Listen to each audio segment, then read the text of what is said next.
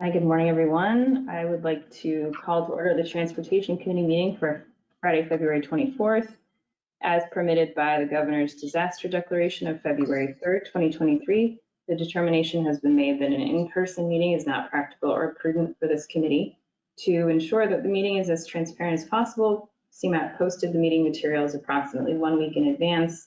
We'll provide a recording of this meeting linked to their website, and we will take all votes by roll call. I'd like to remind everybody that this meeting is being recorded, as I just mentioned. Committee members, please remember to state your name for us when making a motion or a second, as that is helpful for staff. So Lindsay will now call the roll. Okay, I will start with Darwin Burkhart, Kevin Carrier, Good morning, present. Lynette Ciavarella, Present. Liam Mooney, Good morning, present. Jack Cruikshank, Present. Scott Hennings, Present. John Donovan, Doug Ferguson, Tony Griep, Jessica Hector-Sue.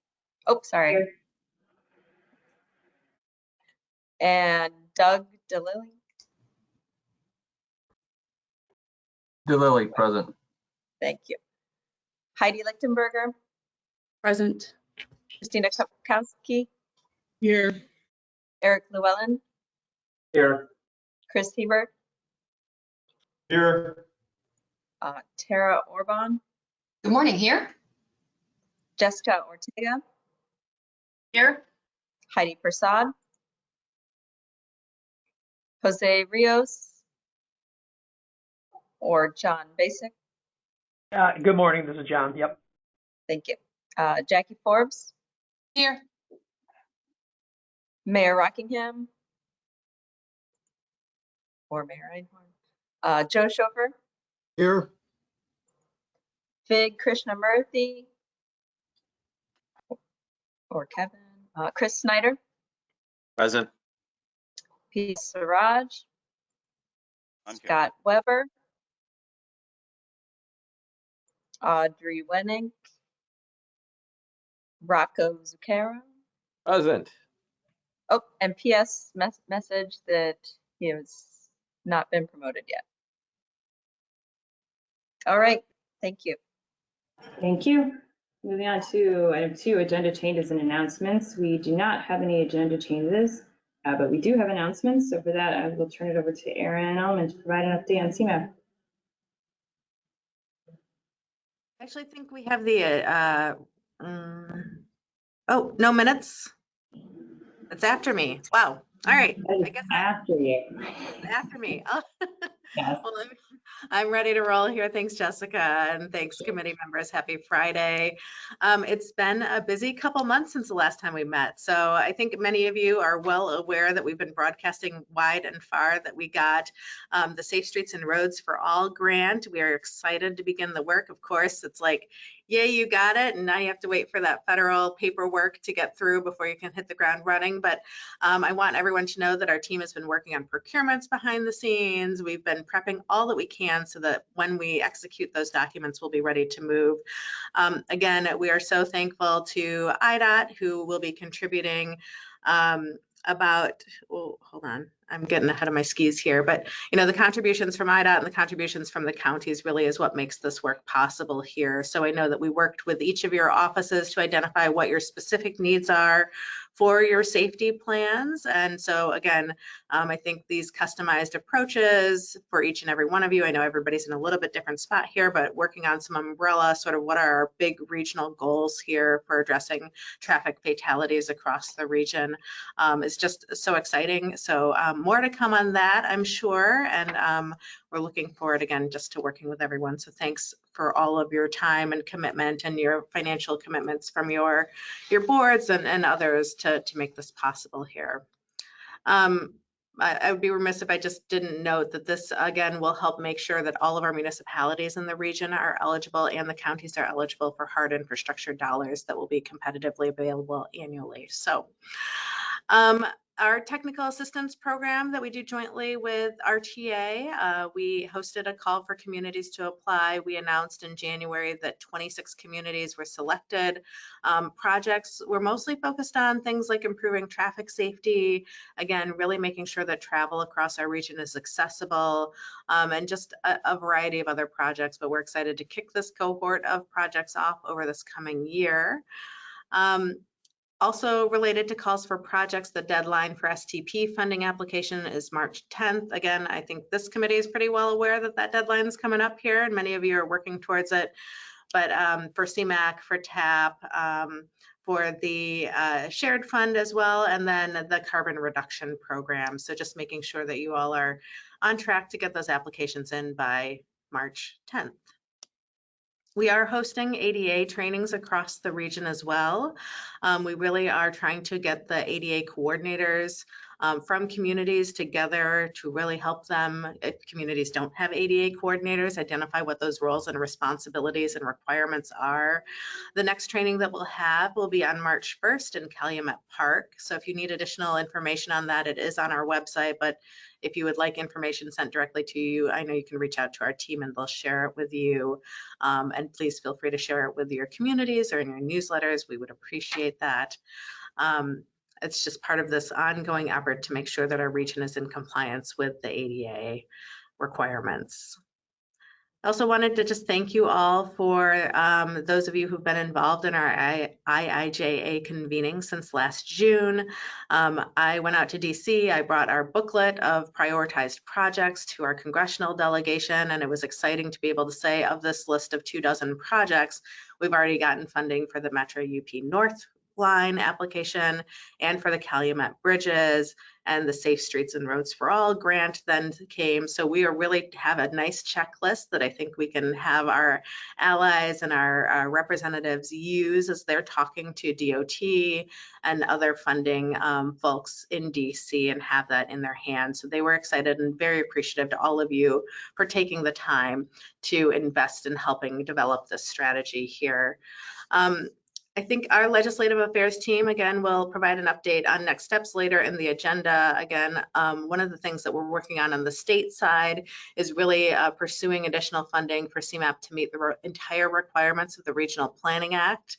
A lot of our budget right now, about 80% of it is transportation related, but when you go back and you look at the act that created CMAP, there's so much more responsibilities that we are supposed to be accomplishing related to water, related to the environment, related to housing.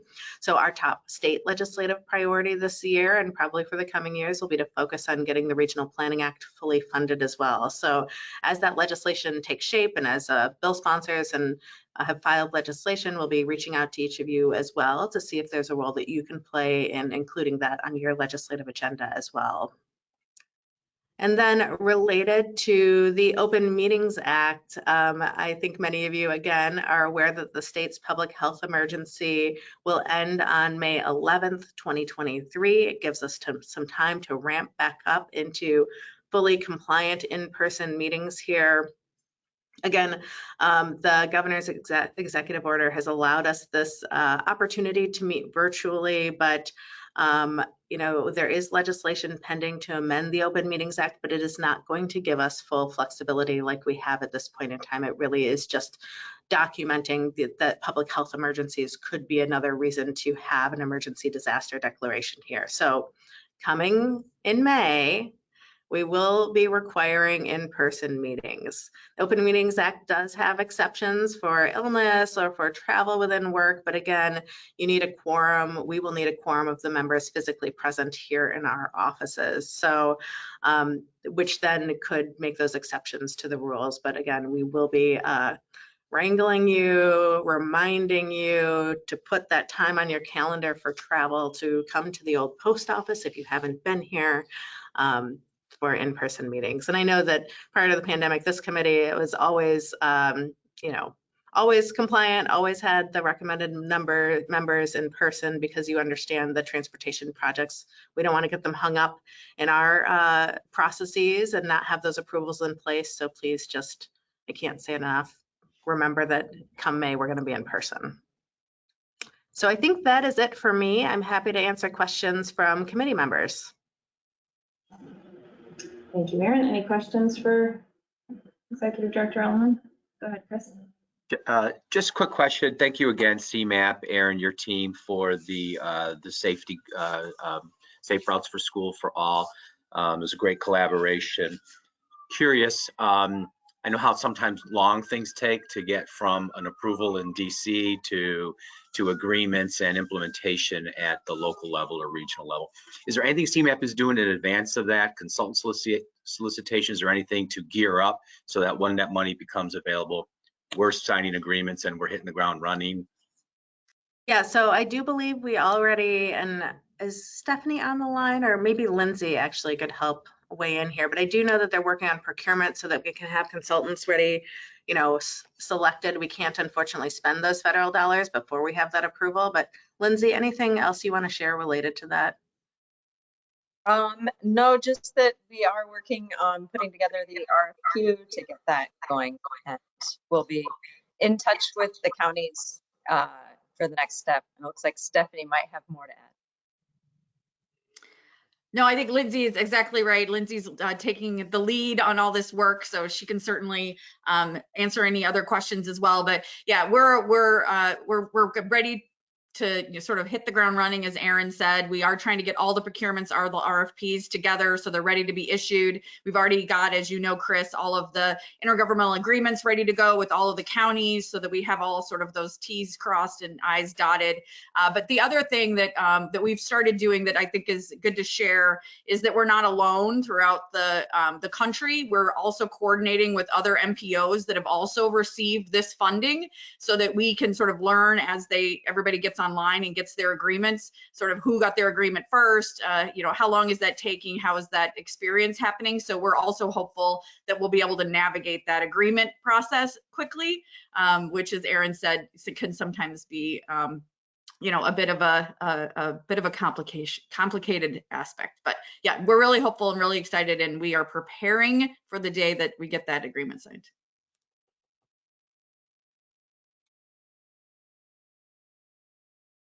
Thank you. Other questions? Tara, go ahead.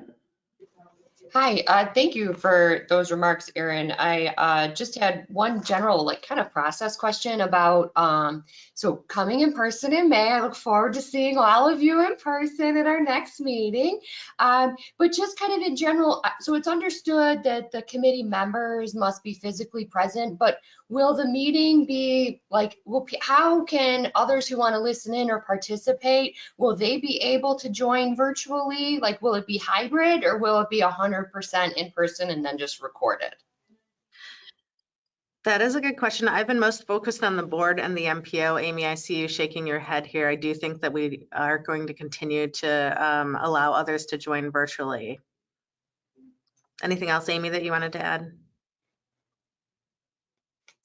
She's finding the mute button is what she's finding here.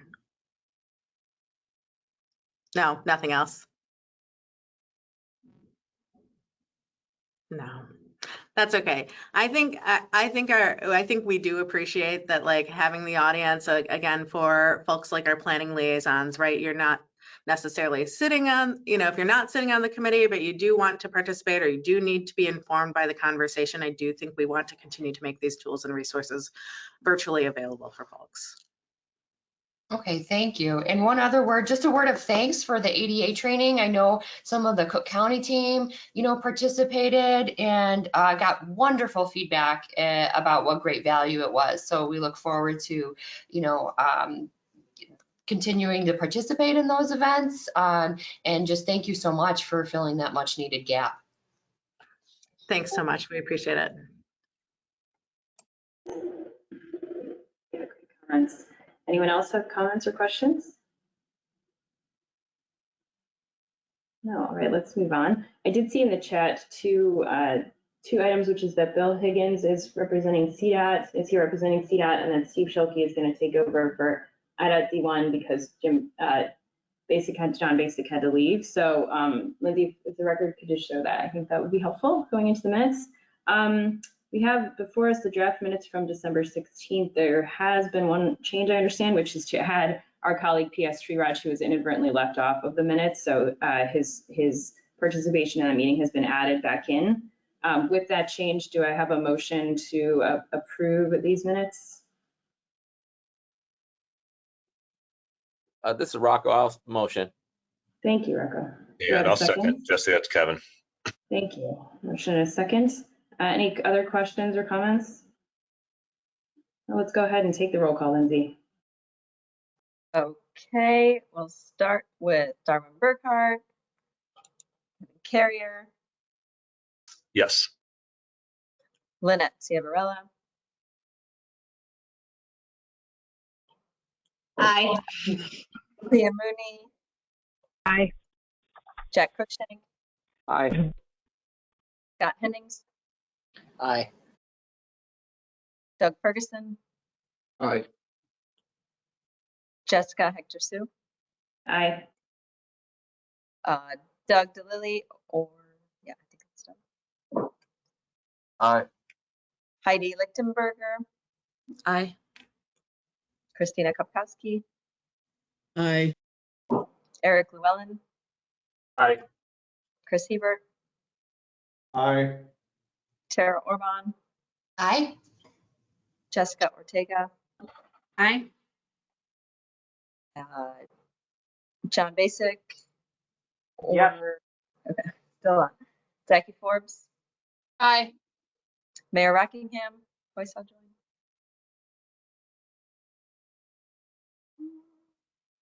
Joe Chauffeur, Aye. Bill Higgins for CDOT,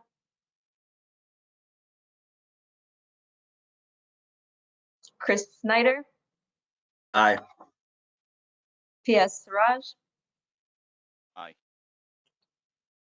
let's see, Rocco Zucchero. Yes. Thank you. Did I miss anybody? All right, thank you. Mayor Rockingham or Bill Higgins, if we did not capture your vote, you can go ahead and put that in the chat if you're having audio problems. But the motions are, or the minutes are approved rather. Let's go ahead and move on to item 4, items for approval. We have a couple of them. First up is the federal fiscal year 2023 to 2028 TIP amendments and administrative modifications. For this, will have Russell providing us with an update. So, Okay, Russell. this might be a smidge longer than normal, but bear with me. Included in your packet today is a memo detailing the 158 TIP changes contained in formal TIP Amendment 23-06 and the 239 TIP changes contained in Administrative Amendments 23-06.1 and 23-06.2. As seen in the memo, formal amendments resulted in an increase of $1.988 billion in total project costs for all prior, current, and future years. To provide a sense of what took place this cycle, there were 397 total changes, which appears to be a record for TIP changes in a TIP cycle. Last time, we had 43 formal changes. This time we had 158. And last time we had 97 administrative modifications. This time we had 239. So what happened is we're starting to see the impacts of the IIJA in terms of people are funding projects and putting money into the TIP. Competitive grants are being awarded. As we know, that Metro got bridge funds, CTA got ASAP funds, and some of those are now finding their way into the TIP. The transit agencies are all more fully funded with their IIJ funds in the TIP in 26 and 27 in particular. So in addition to the sheer number of changes, there are a few changes contained in the formal amendment that I wanted to highlight that will provide a little bit of context. CDOT added $144 million in bridge funds that were recently awarded. Those are for the Calumet bridges. CTA and Metro, however, comprise the vast majority of the increase in funding associated with this TIP amendment. For example, CTA added $120 million to extend the life and overhaul Series 3200 and 2600 train cars. They added $25 million to upgrade rail car systems and technology. They added $193 million in support of electric bus program. $126 million of that is to improve the garages so that they can accept charging stations. And another $67 million is to buy 20 electric buses. They added $246 million in bond payments and $201 million to rehabilitate rail stations as part of their ASAP grants. Metra added $111 million over 3 years for computer and protective asset acquisitions, $79 million for project development and management over the next 4 years, and $68 million in rolling stock. In addition to the formal changes, the administrative amendments added $209 million to the TIP in all prior, current, and future years. Thus, the net change for the total cost in the TIP from all amendments resulted in $2.198 billion being added to the TIP in prior, current, and future years. To no one's surprise, as shown in the memo, cost changes comprise most of the formal changes. Administrative amendments were primarily schedule and cost changes. So despite all these changes and all the additions, the TIP remains fiscally constrained. The amendments, along with the memo, were posted on February 17th for committee and public review. Approval of formal TIP Amendment 23-06 is requested, and if there are any questions, I can answer them at this time. Thanks, Russell. Good to see transit projects being added to the TIP. That's always exciting, especially when it's new funding. So congrats CTA and Metra on that. Any questions for Russell? Just a comment. I see you've been very busy. We have been extremely busy. That is true. All right, well, let's go ahead and take a motion to approve the SIP amendment. I'll motion, Lynette. Thank you, Lynette. Can I have a second? Thanks, Jack. Lindsay, let's go ahead and take a roll call vote. Okay, we'll go ahead and start with Kevin Carrier, Aye. Lynette Ciavarella, Aye. Liam Mooney, Aye. Jack Brookshank, Aye. Scott Hennings, Aye. Doug Ferguson, Aye. Jessica Hector Suit. Aye. Doug DeLilly, Aye. Heidi Lichtenberger, Aye. Christina Kopkowski, Aye. Eric Llewellyn, Aye. Chris Hebert, Aye.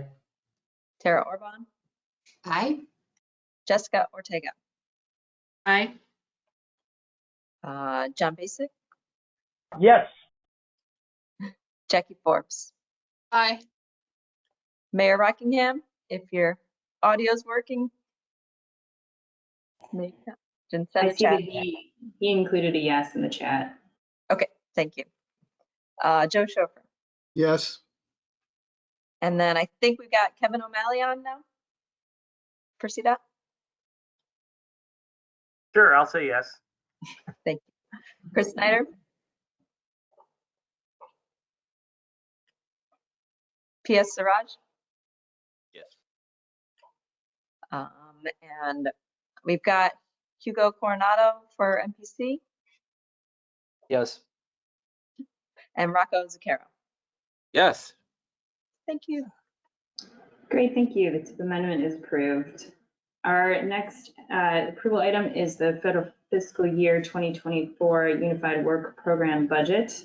So for this, we will have both Aaron providing an overview of the CMAP budget and then Alex walking us through the UWP budget. So I'll turn it over to you, Aaron and Alex. Great. I'm going to kick us off here. Good morning again. We are going to present with you the proposed fiscal year 2024 Northern Illinois Unified Work Program budget here.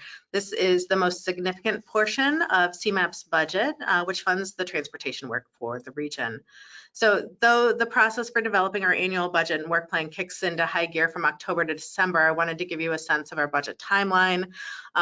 In October-ish or the fall, CMAP receives our federal mark from IDOT for our next year's budget, but it's really a year-round process. You know, we develop our work plan items based on things that are happening throughout the year and try and be responsive to the requests from our transportation implementers here.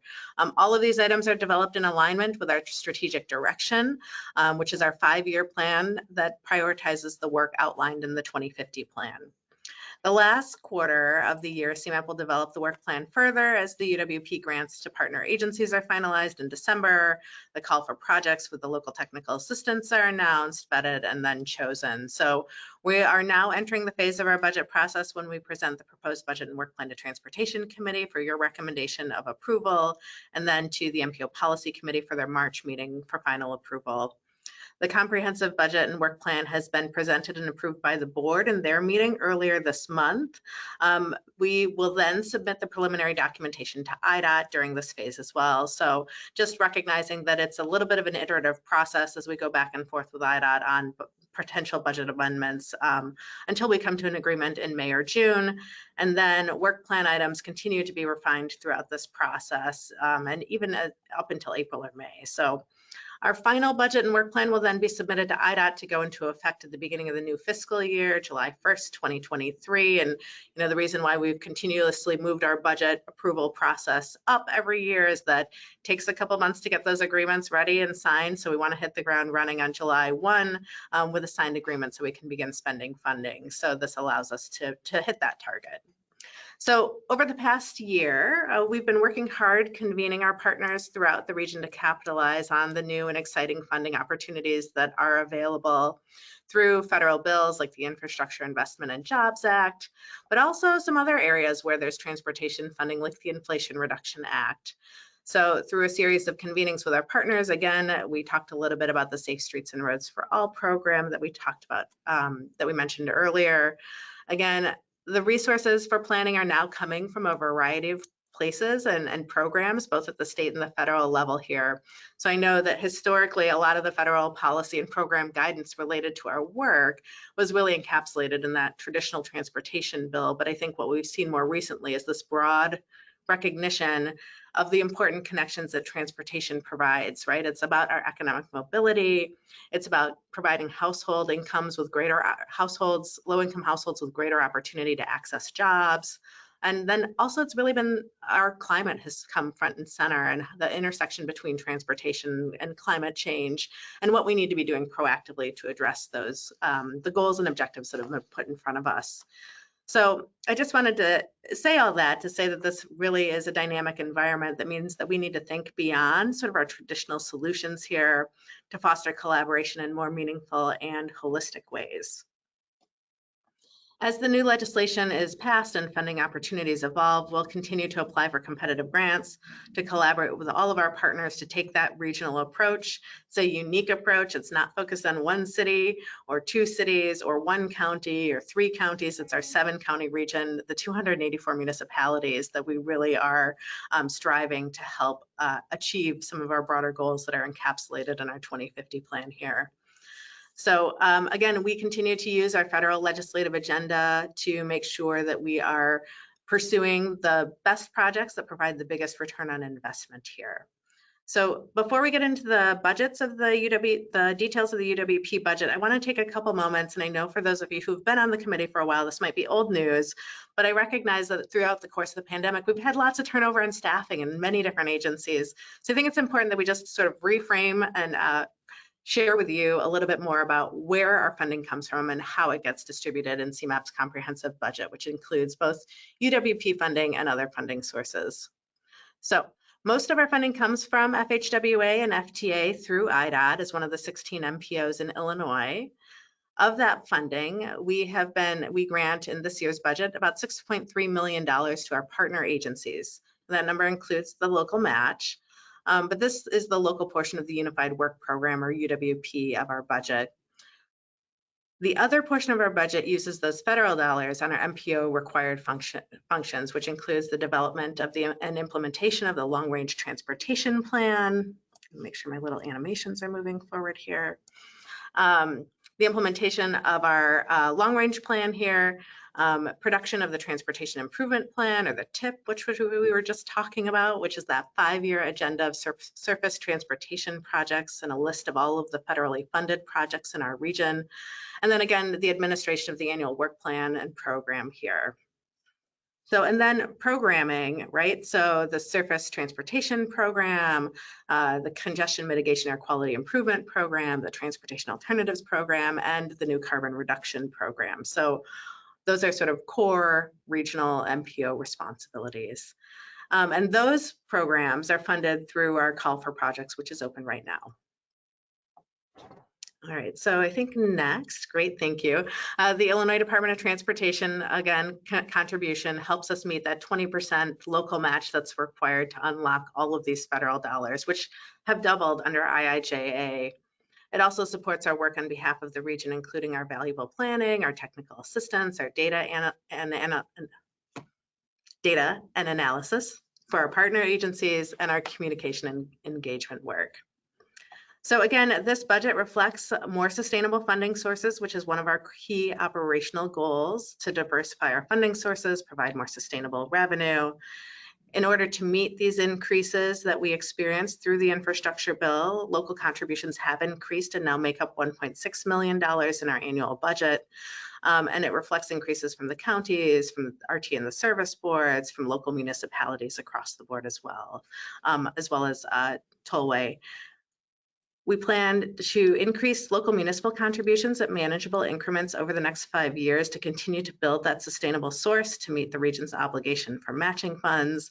You know, as many of you know, transportation bills don't sort of stay static throughout their 5-year course. They see slight increases, very small increases over the course of their implementation.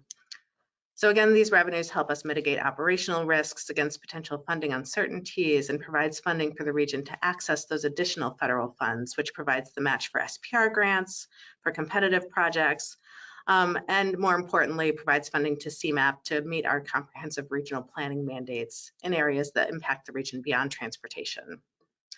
So again, you know, I think many of you are aware that our community data snapshots are one of the key resources that we provide to communities across our region. It's that type of work that gets funded through our annual budget.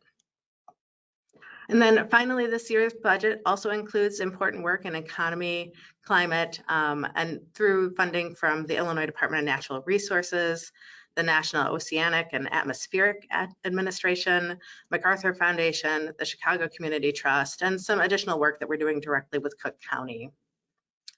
We will continue to apply for competitive grant opportunities and philanthropic dollars to make sure that we are building a diversified funding to support our work that can't be funded under the UWP program.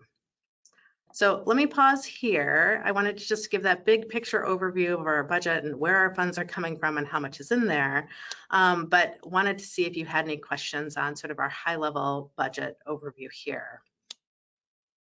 And if there any questions from the committee for Erin about CMAP's budget? Not seeing any questions. If not, then let me pass it on to Alex to get into a high-level overview of just the UWP work program budget. Thank you, Erin. Good morning, everyone. My name is Alex Ensign. I'm the Director of Strategic Alignment and Innovation. I know I've come before the committee a few times, but I just wanted to introduce myself again. So I'm going to get into a little bit of detail into our unified work program. My cat likes to join me whenever I have to present to a committee, so you'll probably hear from her too. I apologize in advance. She's very bossy.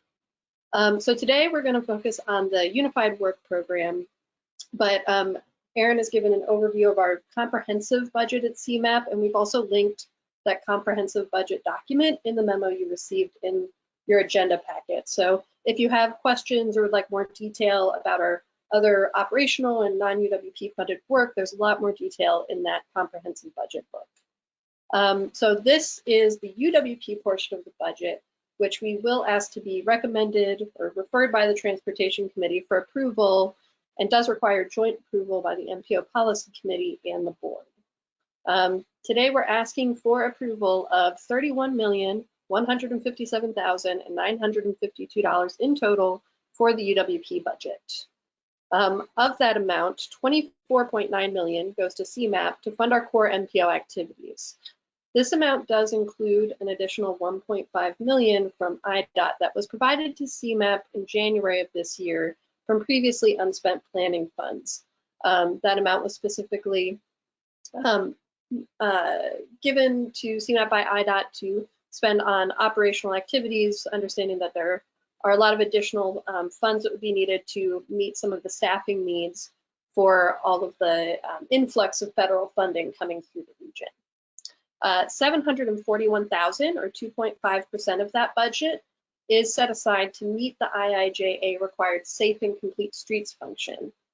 So that's going to be under the umbrella of CMAP's new Safe Travel for All Roadmap, or STAR program, which I know you've heard about a few times at the committee already. A significant portion, about 20% of the region's UWP funding, which this year will be $6.3 million, goes directly to our UWP partners to fund core MPO activities that benefit the region. So just under 2 million of that amount goes to the Council of Mayors, which also funds the planning liaisons that are run by the Council of Mayors. 1 million goes to CDOT to support regional planning and transportation programming processes, including development of the TIP. This money also funds technical and policy studies and analyses. 864,000 goes to Metra to fund their capital program development, grant administration, and asset management plan. 838,000 goes to CTA to support the regional transportation program and TIP. 442,000 goes to PACE to fund capital program development, asset management, and the shared mobility program. 403,000 goes to Will County to fund their 2050 long-range transportation plan. UWP funding goes to the counties in our region on rotation on an annual basis. So this budget was approved by the UWP committee in their December 22 meeting and incorporated into CMAP's comprehensive budget and work plan for the region. You may have noticed that this budget only includes core funding and does not include a competitive program. We did pause the competitive program for fiscal year 2024, but I want to assure you that we do plan to reinstate the competitive program for fiscal year 2025, along with an improved core and competitive framework and better support for the UWP committee. CMAP is committed to maintaining the competitive program and making it successful because we know this is a priority for our partner agencies. So as we mentioned previously, the UWP budget does fund CMAP's core MPO activities and our partners' core MPO activities conducted on behalf of the region. CMAP's core activities, just to have that general overview, they do include planning regionally and locally through On to 2050, our local technical assistance program, and other resources that we offer. It also includes collaborating and convening with our government partners, such as through the IIJA convenings, community organizations, other stakeholders, and the public. It also includes prioritizing and programming by evaluating and allocating federal transportation dollars using sophisticated selection criteria. And then lastly, it includes delivering data through financial and policy analysis, modeling, mapping, and other resources on behalf of the region. As Erin outlined at the beginning, CMAP's annual budget and work plan is aligned to our strategic direction, which outlines 3 strategic areas of focus: transportation, climate, and regional economic competitiveness. Much of the work in our FY24 work plan tackles issues and advances priorities in these 3 areas, as well as at the intersection of these 3 areas, because we understand that a lot of this work intersects. So our transportation work is funded through the UWP budget, and much of our climate and economy work is funded through those other sources we mentioned. Before we go into detail about the transportation focus area, which I'll actually pass on to Amy Lee, our Deputy of Transportation, I wanted to highlight a few key initiatives in our other focus areas, which of course intersect with transportation because transportation touches everything. And I just wanted to make sure the Transportation Committee gets to hear about some of this other exciting work that we're going to be doing in FY24. So our climate work in FY24 will build on assessments completed in FY23 to help our region address flooding and build a more resilient transportation infrastructure. We also will address air and water quality issues with comprehensive plans to reduce greenhouse gas emissions and manage water quality. At the intersection of these 2 focus areas, CMAP will oversee a carbon reduction program outlined by the new bipartisan infrastructure law, help put an equitable electric vehicle network in place, and tackle transportation emissions mitigation. Our work in economy centers around partnerships. We'll continue to support the new regional Chicagoland Economic Partnership to help our region work as to attract sustainable industries and build on our strengths as the freight hub of the nation. We will also coordinate regional planning around housing to ensure that the region can offer diverse and accessible housing options for our residents. Our work at the intersection of transportation and economy includes ADA planning, which can provide considerable economic benefits in addition to safety and accessibility benefits to residents frequenting local commercial corridors. These are just a few of the elements of our work plan that advance our On to 2050 goals of inclusive growth, prioritized investment, and resilience. I'll now pass it on to Amy Lee, our Deputy of Transportation, to go into a little bit more detail about our transportation work funded through this budget in FY 2024. Good morning, everyone. In addition to the Plan of Action for Regional Transit and the launch of our new program, Safe Travel for All roadmap, I'd like to share a few other highlights. Some of this could be sort of fundamental to a lot of you who've been on this committee for quite some time, but it's just sort of serves as a refresher and it's sort of helpful information for those who are new to the committee. Much of our operational work in the transportation area centers around research, analysis, and programming. And as Russell had earlier presented, one of our core MPO functions, of course, is to manage the TIP, the Transportation Improvement Program, and performing the associated federal conformity analysis, which now that I'm on the other side of this curtain, I recognize is a really heavy lift. But what is the TIP if we're not also helping to get projects going, right? So we also collaborate with regional partners to support new and existing funding being awarded and obligated within the TIP. As Erin had mentioned earlier, we have a call for projects out right now for 4 grant programs: CMAP, TAP, STP, and carbon reduction. In addition to providing support to applicants navigating these 4 grant programs, my team also oversees the evaluation of all the applications to ensure that our region's programming is actually reflective of our collective focus on emission reduction, safety, and efficiency. This year, my team will also head up improvements in partnership with Alex to the Unified Work Program that will support a more predictable and comprehensive core and competitive funding process, as earlier mentioned. Building on our previous work to maximize the increased federal infrastructure funding, in FY24, we will provide data analyses to support grant applications, and we'll work with Council of Mayors and the Planning Liaison Program to help them understand and benefit from the new federal program. We'll also look to provide analysis and strategies that could accelerate or streamline project implementation. In fact, just last month, a bunch of us got together, the counties, IDA, FHWA.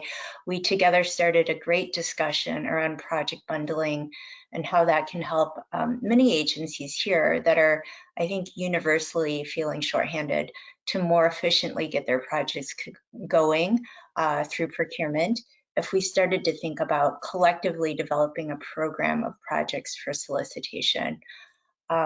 Lastly, we will continue to provide research and data support for our key priorities around ADA, safety, and greenhouse gas emission reductions. These are just a few of the transportation area related highlights from our FY24 work plan. I'd now like to hand it back over to Erin to close this out. Great. Thanks, Amy. I mean, I think one of the things you mentioned was just looking behind the curtain, right? I know each of us at our own respective organizations does so much, whether you work for a county or municipality, a council of mayors, you know, there's a lot that goes on behind the scenes. Our role really is to help bolster your efforts and make sure that we're thinking about making a stronger, more stable region here. So our work on behalf of the counties and the communities across our region and the 8.5 million people that live here is really guided, again, by that 2050 vision that we set forth a number of years ago, and making sure that we're taking action and moving those objectives and those goals forward here. So again, we continue to really hone our skills on prioritizing and building federal prioritizing and spending those federal transportation dollars. We do that again through collaboration here with you and with others, and your time that you give to us on many of our strategic projects that we're working on jointly. We do research and we use our forecasting and data analytics to help you understand what projects could mean and what adjustments to projects might mean for the region, and access to jobs and access to different areas of our region where there's housing that has choice for people. And again, we have to do that in a way that resonates with you all, in a way that helps compel people to work together. So that combined with our work to strengthen communities' capacity to accept, receive, and spend infrastructure dollars in meaningful ways are some of the things that are highlights of and bring me joy as I think about the work that we do here at CMAP. And then on a higher level, it's really about influencing our policymakers to make better decisions and to understand the interconnected nature of our region and how we work together to accomplish these big goals of making sure that we have a strong economy, that our freight and logistics industries can be successful, but also that we're thinking about balancing that with the needs of our local communities to reduce congestion and have cleaner air. So again, I want to thank you for our time as we walked you through a little bit more detailed overview of our annual work program and budget here. But we think all of these activities are important to making our communities better and making our region more resilient as we look to the future here. So we are asking for your recommendation today that the Unified Work Program be approved by the MPO Policy Committee members at their next meeting here. Thank you, Erin and Alex and Amy, for the very thorough overview of your budget and your plans for this year. Any questions for any of our speakers before we take the vote? Questions or comments? Go ahead, Tara. So first of all, great presentation. This was a really good read, and I think that I've been on the committee for a couple years, but there's projects and things I've heard about that, help kind of fill in the blanks on oh, that's what this is doing, right? So, and to everything that, Amy and Erin and, Alex, that you mentioned, you can see by going through this how you can there's a straight line to what the policy priorities what they are and how this is being put into action. So well done. I did have one just small question, and that had to do with the climate. So starting this fall, it sounds like there's going to be the the carbon reduction program. Is there going to be a separate selection committee for that? And I apologize if you've said it in previous meetings and I don't remember, or is that going to be rolled into another committee, or how will that be structured? Because I feel like that's coming soon. Yeah. So Amy, do you want to speak to that? Yeah, I'll speak to it. So it actually, when you look at the program and the criteria for that program, it's very similar to CMAQ, except with a modification on the emissions reduction criteria that'll be more targeted to the carbon reduction criteria. So I think we're going to roll it into CMAQ and process it that way. Good to know. Thank you. Yeah, I think we had some other questions as well. Leah, did you have a question? Yeah. Oh, I also wanted to just say thanks for this overview. I think I really think it's helpful to get the whole big picture and overall context of what the MPO is doing and all the different components that go into CMAP's work and what we're funding. And I also had a really tiny request for the memo, which is I think we did get more than last year. So we asked for more than last year and we did get it. So I just wanted, for the record, it says that we got a decrease, but just for anybody that read the memo closely, CTA also got an increase in funds. So thank you for that. And thanks for the commitment to continuing the competitive program. I think that, obviously we're juggling a lot of different components here, and the work that you guys are doing sort of overall and on part, I think is really important for our sustainable region. So I'll look forward to talking about that with you guys in the future. Sorry for my resting puzzled face, if anybody noticed that. I always look sort of puzzled. No, thanks, and thanks for noting that for us too, Leah. We appreciate it. Thank you. Jessica, Sure. I just point out that there's a comment from Bob Dean in the chat. Okay, yeah. Yes, question from Bob Dean in the chat about whether Aaron, you're expecting that future years will have similar levels of federal funding. I assume that he's referring to the EWP funds, or do you think that this year's increase is a one-time jump? So I think we have been in discussion with the folks at IDOT who manage the MPOs across the state. One of the things that they're focused on is making sure that they're efficiently allocating their resources. It sounds like they're thinking about a performance-based program to make sure that as MPOs are spending their funding, there could be an opportunity for us to see small increases across the next couple of years. And so CMAP is has a higher track record of spending all of our UWP funding in the 12-month period. So I do think that we could see some small increases here to our federal funding. But I'm talking like maybe $1 million or less, not sort of substantial multi-million-dollar increases here based on performance. Hey, Jessica, I had a quick question. Go ahead. Yeah, go ahead, Jeff. So I thank you to CMAP staff for this effort. I really like it. I was wondering if someone could talk a little bit about the funding to the counties that rotates, I think was the word that was on there, the one that went to Will County. I'm just not too familiar with that, and I'd like to learn about it. Thanks. Yeah, I can weigh in there.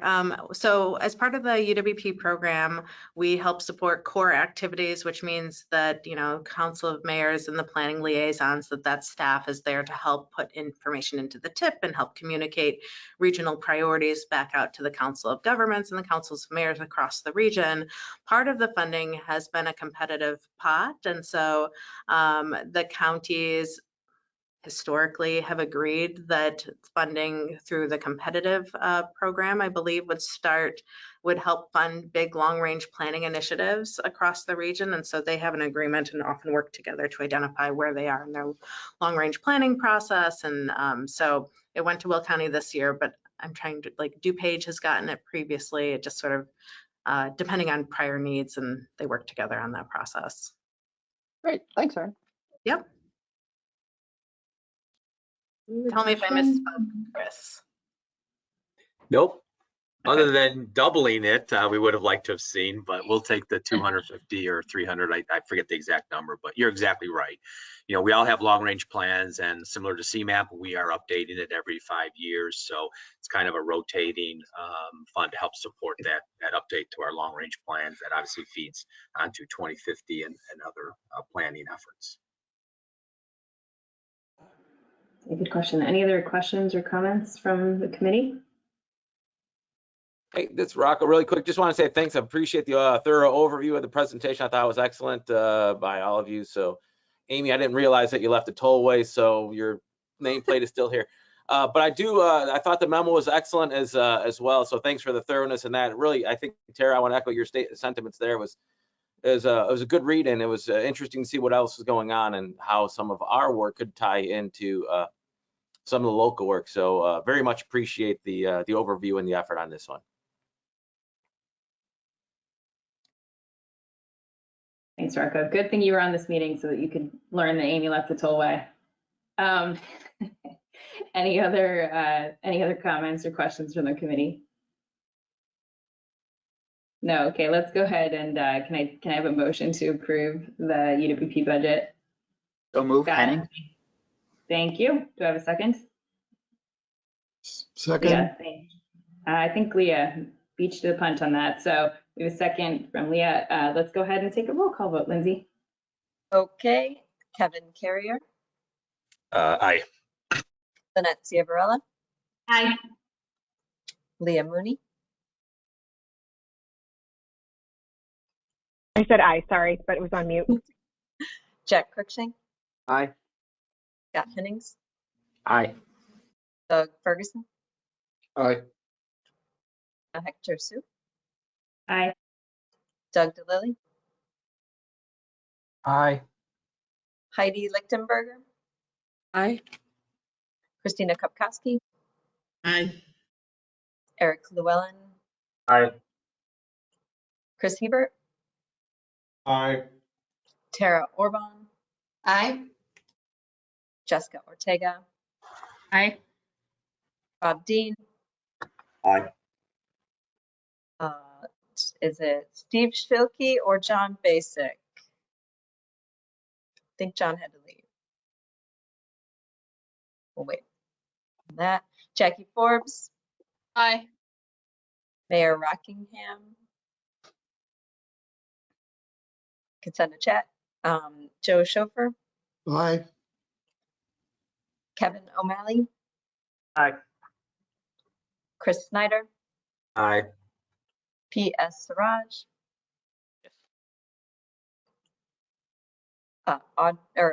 Hugo Coronado, Aye. and Rocco Zucchero. Yes. Thank you. Thank you. The AWP budget is approved. So moving on to information items. First one up is Laura here to talk about the plan of action for regional transit. Up to you, Laura. Thanks all. Speaking of the great work we do at CMAP, I wanted to spend some time talking to you about this initiative. I know that we had talked before that you would see me at each of the TC meetings about this, so here we are. And I do think that as we start to proceed in all of this, we really want to bring information to this group, but we really also want to make sure we're having some really good discussions about the materials. And I know we'll be doing some of that here in TC, some of it through each of your organizations. But we are definitely hitting our stride in bringing out information from all of the different stakeholders we've been talking to about where we need to go in the next 8 months, less than 8 months to get this done by the October timeline. So really looking forward to having more discussions with all of you about this project. So let's go ahead and jump in. The first couple of things I think are really just kind of level setting to make sure that we're all on the same page about what is happening and how we're approaching this. But again, many of you are working on these items day to day, so they shouldn't be too much of a surprise. As we've talked about over the past several months since last year, we do know that the transit agencies are facing a fiscal cliff, and this is something that we are being asked to spend some time giving input on. We've talked a lot about that 732 million number you'll see as we start to hit the out years. But I think it's important to know that that's not just a one-time event. We're really talking about moving forward from that year. So this is really about the financial sustainability and viability of our transit system. And so we just wanted to kind of make sure that we level set it, that this is not just a one-time need. This is really something our transit systems are going to need going forward. Next slide. I think it's also important, and we've been trying to make sure that we talk to a lot of the different people in our region about how this isn't something that the transit agencies can solve by themselves. This isn't finding some coins in the couch cushions. This is something that we really need to be talking about how we think about this for our whole region. And just being able to, I think there are people who are like, okay, if we cut service, well, that has a downward spiral in our ability to keep using transit for our region. So I'm trying to see if I can fit in, see the slides as well as all of you, because I like being able to talk to you. That's the one benefit of being able to be in person. I'll be able to chat with all of you. So I think it's important, again, that we know that we really don't want to cut service. The ridership declines, the transit revenues decline, and we get in this downward spiral. And so we really want to make sure that our transit system is strong and is the backbone of our regional mobility system. I think it's also, next slide, important to know that sometimes when we think about this, we think about, oh, this is just about getting some of the funding to keep transit agencies, moving forward. But really what we want to do is recenter that really transit is about the riders and it's about the people in our region.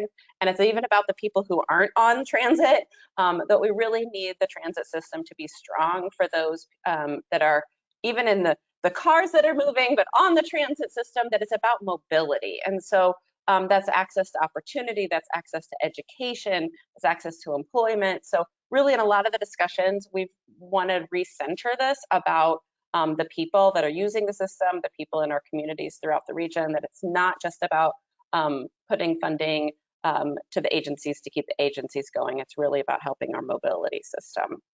So an important note for all of us that it is a regional issue. So just again to level set, next slide about our timing. This is something that we are still trying to move forward with and to have it completed in October. So when we think about discussions here, I think it's important to note that when we get to your intersections with MPO and the discussions and different decisions that we make at TC, that we will be bringing those to MPO, and that is going to be the ultimate, they have approval in October. So we're looking at how to do that best, and that's some of the discussion that we wanted to have here today, is how do we get the MPO prepared as well. Next slide, just again to talk about how we're kind of guiding these recommendations. I talked a little bit about centering the users of the system just a moment ago. But again, as we were just discussing, this is not just about a one-time event. What we're really looking at is focusing on ensuring the financial viability of 2026 and beyond. It's important to put bumpers on this, is what I keep saying for this discussion and what we're being asked to do. There's so many different elements of the transit system and the importance and funding, et cetera, that we've all been discussing in TC, but I think it's critical for us to just kind of remember that we're really identifying recommendations where the state has the role in implementing, because again, there's so many different things we could be talking about, but what we've been tasked to do through this legislation is really about what the state can be doing or in its purview. Again, one of the key things that we know or really believe is that when we're talking about state legislation and where this is going to go, that being able to just ask for funding is not going to be successful, but that we really marry these with the other things that the legislature's asked us to do. And really that is rebuilding a system that's stronger than COVID. If we're just trying to go back to a 2019 baseline, we really don't feel like that's the principles we want to be bringing to the table. We want the system to be stronger than where we left it in 2019. Again, we've talked about the users. And lastly, to be bold, we want to be able to listen and hear and spend some time contemplating different things. And so we're trying not to take too many things off the table. We're really trying to let people talk to us about how we might do this. So that's our be bold principle. Next slide. Again, to level set, so a couple of these things, the next couple slides you've seen before, I won't spend too much time on them, but just kind of, again, wanted to make sure that we understood kind of how we're processing this. Again, the board and MPO are ultimately the people who review and approve, and they'll be the ones that submit. Erin is a conduit between the board, MPO policy, and the steering committee that we have been asked to pull together through the legislation. So they'll be looking at a lot of the same materials that we are looking at here at board, MPO, and TC. Again, our conversations here at the Transportation Committee, as well as climate and the economic committees, is that we will bring that information up to board and MPO policy and share that feedback that we've gotten. Staff will also be incorporating all of the information we're getting consultants and outside stakeholders in our public engagement process in order to filter that to you and filter that to the steering committee, and again, ultimately to the board and MPO. So that's kind of how we structured this. Next slide. I think it's important to note that we have 4 TC meetings before our October, so we're going to try to bring information to you as quickly as we can and in the best format, but knowing that there's so much that's a part of this, I think we're going to be trying to get you guys white papers or videos or other mediums so that we can be sharing information as we go along, not just at the TC meetings themselves. So don't be surprised if we send out a video or a white paper to you, and then maybe we'll focus just on a few items within the TC meetings themselves where we need some additional discussion. But we'll be kind of trying to be in constant communication as we walk through this, because we also understand we only have 2 MPO meetings. And again, there's a lot of material and a lot of critical conversation that needs to happen. We expect that we'll probably be having, I wouldn't say probably, we expect we will be having meetings with your organizations in between as well, because there's just, again, so much information that we're trying to work with over the course of the next 8 months. Just to level set again, next slide, we do have the steering committee They had their first meeting in January. We have the next meeting in March. We'll have 4 more meetings with them as well. A lot of the information that we'll be sharing will be paralleled between what you see here at TC and what they are seeing from us. And then again, trying to culminate all of that information and share it between both organizations and groups, not organizations, groups. So, so let's get into the meat of this work here. So our legislative mandate, as you guys have seen before, so I won't spend too much time on this, again, is to look at the financial viability. We know that there's so many elements of this that we could be approaching that we really wanted to spend a lot of time scoping in the last few months. And that's really when I want to make sure that we spend a little bit of time talking about where we think that scope is. This is the information, again, that we'll be able to focus in on over the coming months. So next slide. We've shown you this bucket before, which is kind of how we're trying to approach this. So we want to talk about the improvements to the system that we feel, again, kind of are in those different principles that we discussed before and have the bumpers of what the state could take action on, how to pay for it, and how to implement it. In a perfect world, we'd spend time on the system we want, then the pay for it, and then implement it, and do it in a logical succession. We're going to kind of have to be doing a little bit of all of these pieces at the same time, and then cross-referencing between the information we get and the feedback that we get so that we can address all of these issues. Again, as I noted, we really feel like this is the full culmination of materials we need to take to the state legislature in order for them to know that we want to have additional funding to have our transit system. So I'm going to go to the system we want. Is the next slide. So there's 2 slides here. We are focusing in on a few topics that, again, we've talked about here at TC. We've talked about it through mobility recovery. We've talked about it through the RTA strategic plan process. The focus areas that we're looking at in the system we want are better buses. So you can kind of note here to the right the different recommendations that we're looking at, talk about how we could improve the bus priority infrastructure, automated enforcement for bus lanes that we've seen some people moving forward on recently, and then public sector capacity at roadway agencies. Within the universal system accessibility, we are talking about how do we provide funding to address mobility obstacles. We know there's a lot of funding within the ASAP program and the ADA that we've been talking about. How do we accelerate that or leverage the federal funds? Improving our demand responsive services, deploying technology within accessibility. I won't go through all of these, but operational efficiencies, safety, security, we have different recommendations that we're going to be looking at in that space as well. Next slide. Also within the system we want to be discussing fare integration and affordability, the possibilities for regional rail and transit supportive land use and development. So you can see the different topics that we again heard and got feedback. We've made some changes with the feedback and additions to those possible recommendations. I think you'll also see that fare integration and fare issues kind of fall within the 3 buckets that we've talked about. It is something that's, you know, a part of the system improvements. It's also how we pay for it. It's also and how we implement it. So you will see that line item kind of go through all 3 groups. And again, a lot of these impact each other. And so we're trying to make sure that we weave all of the different information and feedback that we're getting to each of the areas of focus. The next slide talks about the scope for how to pay for it. Again, many of these are actually called out in the legislation for us to focus on. I think it's a little bit of what we're going to focus on today because I think it's something we've had a lot of conversations about in this area about funding for our transportation system in general.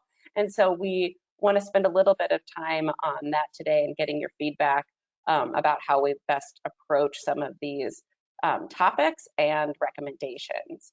Again, you'll see the fare box recovery ratio is in this. It also falls in some of the other areas. It's something that impacts how our system innovates and is funded. So want to make sure that we kind of pull that through line as well.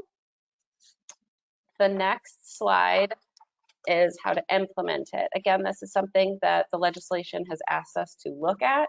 The kind of topical areas would be the allocations of the public subsidy funds, and if there's any recommendations in that area, system governance, structures, appointments, et cetera. And then again, the fare box recovery ratio. It does have overlap within those different areas. So again, this is the feedback we've gotten from our board, from talking to different stakeholders, talking to the steering committee. Wanted to bring that to this group. So we're gonna stop there. And the discussion we wanted to have now, and then we'll talk a little bit more about the funding, was again, within these topics, are there particular ones that you want us to prioritize, or that you have issues with, or that you want to comment on? And if there are other ones you want to add or change or remove, we would love to get input from TC on that. So I will stop and open it up.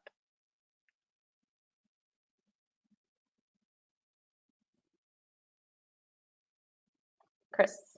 I'll start. So thank you, Laura, for the overview. And you and I have had discussions a couple times, county engineers. So thank you with that. So I have a couple questions, or not questions, but comments. I know from DuPage perspective, I imagine part of the collar counties would also maybe similarly feel the same way.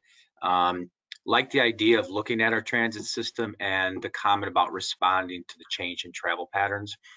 It's not necessarily just the origin destinations, but it's become a time of day issue. We're seeing that we have more commutes during the midday, at least in DuPage, than the traditional peak. So like that topic, I think it was, I forget which one, what it was, the Imagine system or how we implement it. I don't know where this comes into play. I think it's how you fund it. And I know we'll talk probably more details in a little bit, but I'll just mention it. We have the transit fiscal cliff. We also have another fiscal cliff that's occurring with and IDOT's doing their, the impact of EV, and how that's going to impact MFT. So we're talking about a transit fiscal cliff. We also have another looming fiscal cliff, equally as daunting. And what I don't know is, while this legislation was very specific to transit, it probably deserves a more robust discussion than just transit. It's how do we fund transportation, not just in the region, in the state. And I think if you marry those two, because there's gonna be some very, very difficult decisions to make, it may make things more palatable for more people across the state to possibly look at something that all boats rise, if you will. That we're looking at transportation and planning for this other imminent fiscal cliff down the road.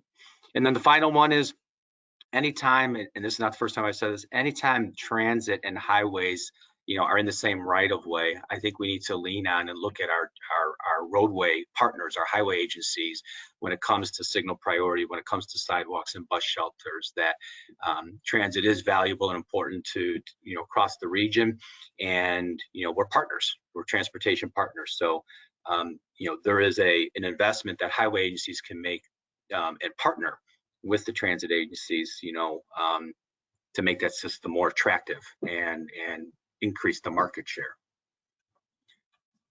Chris, okay, I got my 3 points in. No, that's wonderful, and I really appreciate it, because I think there's a lot of dialogue that we need to be talking about the transportation sphere versus the silo of this thing or that thing. And I think, again, this group is so helpful to thinking about the whole transportation system. And Aaron says, like, transportation issues solved with transportation issues solved with transportation dollars, right? And kind of how we approach looking at both of those. And I think you're right that I think marrying those conversations together are going to be important. So I really appreciate that. I can jump in. Jessica, I'll let you either call on people or. Sure thing. Sriraj, go ahead. Unfortunately, I have to jump off, but this is a very interesting discussion, and would love to follow up with CMAP staff if I get the opportunity. But the broader points that I thought, if you have already started looking at innovative financing options, value capture ought to be included. Transit has to become entrepreneurial going into the future. You cannot shackle transit and say you have to figure out how you are presenting yourself. So value capture ought to be in the list of offerings that transit should be allowed to explore. Many other entities around the country are looking at it, and so it might be beneficial to revisit the RTA Act if need be to allow for those kinds of entrepreneurial funding opportunities or raising funding. The other thing is the job clusters where they are spreading out to the suburbs, the population in poverty moving to the suburban locations. Those are having significant impact on mobility options and choices and destinations. So how can transit connect the people where they need to go when jobs are scattered all over the region? Chicago, as much as it is the node for most of the entry-level jobs in the region, there are equally many different other clusters around the region that are also important enough, and then can transit serve those in a meaningful manner for the transit dependent population? And that's the other thing. What is a transit dependent population? What is the definition of transit dependent population? Also has to be agreed upon. There's many other issues at play here. As you can see, this is such a short time window to just go through the laundry list, but I appreciate the fact that this has been taken up, even though it is a mandate. The discussion is well worth it, and would be happy to offer more as needed, but a great start. Thank you. We'll follow up too. Kevin, go ahead. Yep, I was just gonna kind of jumping on what Chris said, and I agree from county perspective with what Chris is saying too, and building upon that. I think just looking at as part of this, like thinking of the, we have a pretty broad cross section, I guess, rural to urban throughout the counties and throughout the city and stuff like that. So I think what fits in the city may not fit as well in some of the suburban counties, especially you get out to Western Lake County, McHenry County, and others too. So I think looking at this modern, like better bus service, better rail service, but also maybe right sizing it for those areas too. Is it more on demand? Is it TNCs? Is there a different type of service, different frequencies, more express service and things like that to better serve those parts of the areas too? I think that needs to be part of what's looked at. And then on the how to pay for it, the federal funding approach, I guess my understanding is that there hasn't been, or that historically federal funding hasn't been used or isn't available to help fund the operational side of things. But it seems like this is a problem across the nation. So I think maybe that's something that could be looked at a little stronger, and maybe nationally banding together and try to see if there's, in addition to some of the other fund sources and local revenues and state revenues, if there's national revenues, federal revenues that could be made available too. Yeah, and we do have it in our, like, I'll put my federal advocacy ledge hat on. We do have it in our federal agenda that it's something that we're supportive of federal transit operations funding. We can get into a history lesson, right? So they stopped funding transit operations decades back, and it doesn't mean that they can't do it again. They obviously did through the COVID relief.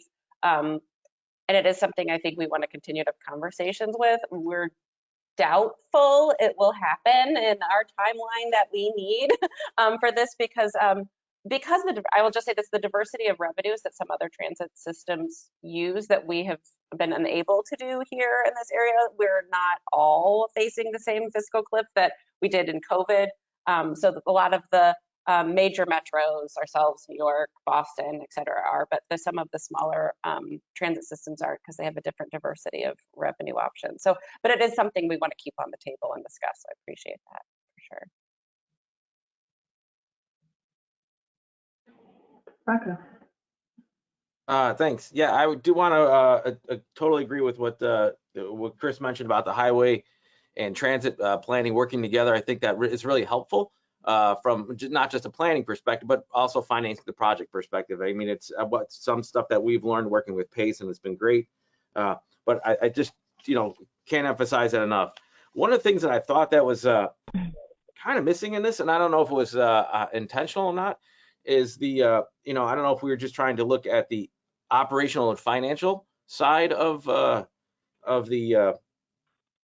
of the legislative issues, but I thought what jumps out at me on as an implementer, the capital side. I thought that was missing because you know, Aaron, you mentioned something earlier about collaborative solutions and regional approaches, and Amy, you talked about the need to get projects going and delivering benefits and air quality reduction, relief, and reliability.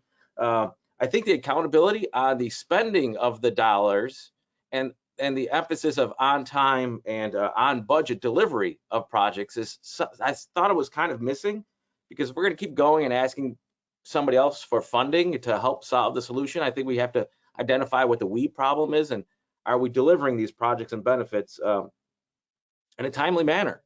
And I think we've all seen some of the issues and failures and successes along that way. So I thought maybe that's something as part of the system that we want is, you know, the accountability. I think we all have to be accountable to spend the dollars on the capital investments to deliver the benefits that we talk about so much. And I think that's also part of how you pay for it, looking at some of the cost efficient capital and operational. And then on the implementation side, to show the accountability reporting, I thought that was just something that was completely missing as well, is how do you report to show progress or lack of progress, or, you know, identifying and pinpointing what some of those issues are when you do get the funding. And if I can, the last thing I wanted to say on this is, you know, when we talk about transit, land use and development, it's difficult for anybody or any investor that you want to really have them change their way of thinking and how they want to invest in a community or an area or in land, to change that mentality if there is if they're not certain a project is ever going to be delivered. So, you know, how can you tell somebody on a promise, yeah, we're going to do this, but, you know, when you say a project's going to be done by this year, you need to finish it by that year, because you're asking somebody to invest a lot of their private equity and putting in their private risk on there. So I think that's, you know, another thing that that kind of jumped out at me as well, is making sure, but it all goes back into the accountability, because we've been through this discussion how many times, right? I've been on this committee for a long time, and this seems to be a repeating theme of what, you know, the funding, we're always falling off a cliff like Thelma and Louise, and we never hit the bottom. So hopefully we don't again, but I just think that's, you know, we've been struggling with the capital side of things and the delivery, and I think that, you know, it is a bit of a we problem that we need to solve before we go to them to solve our problem. So those are some of the things that that jumped out at me, but I think there's you know, a lot of opportunities to continue to improve, and Aaron, I applaud your efforts and your team's efforts to again keep pulling us together, because I think that's very important. We get a lot of money, we just need to spend that money and deliver those benefits. So Rocco, I will say that you're right. It was intentional that the capital is not in here. I think that all of that discussion about capital funding and our project management is relevant and is something that CMAP in general would still be having conversations with and talking about infrastructure funding and et cetera. For this particular report, we are focusing solely on operating. There may be capital investments we need to make, and some of those system we want changes, so a bus infrastructure, et cetera. But because we have a funding source for capital, the legislature's asked us to really focus on the operating component of the fiscal cliff. So you're right, it is missing from there. And again, that doesn't mean we shouldn't be talking about it here at TC or within CMAP, but this report won't focus on the operating piece. I mean, won't focus on the capital piece. I do think it's also important when you're talking about the relationship of performance and being able to say we are doing what we're doing. I think that's also gets into that fare box recovery ratio conversation, because it was seen as a way to hold the transit agency as a performance metrics, and it may not be an effective performance metrics anymore, considering the changes in ridership and COVID and et cetera. And so that's some of the discussion we've been having, is like, what is a better performance metrics that people can say that we're accountable and transparent and we're doing what we're doing, but doesn't hinder us in operating our system. So I do think that piece is still very relevant. Thank you. I wasn't really focusing solely on the capital, it's more of the accountability of what do you do? What are you doing on capital to generate some accountability in a long-winded way. Thank you.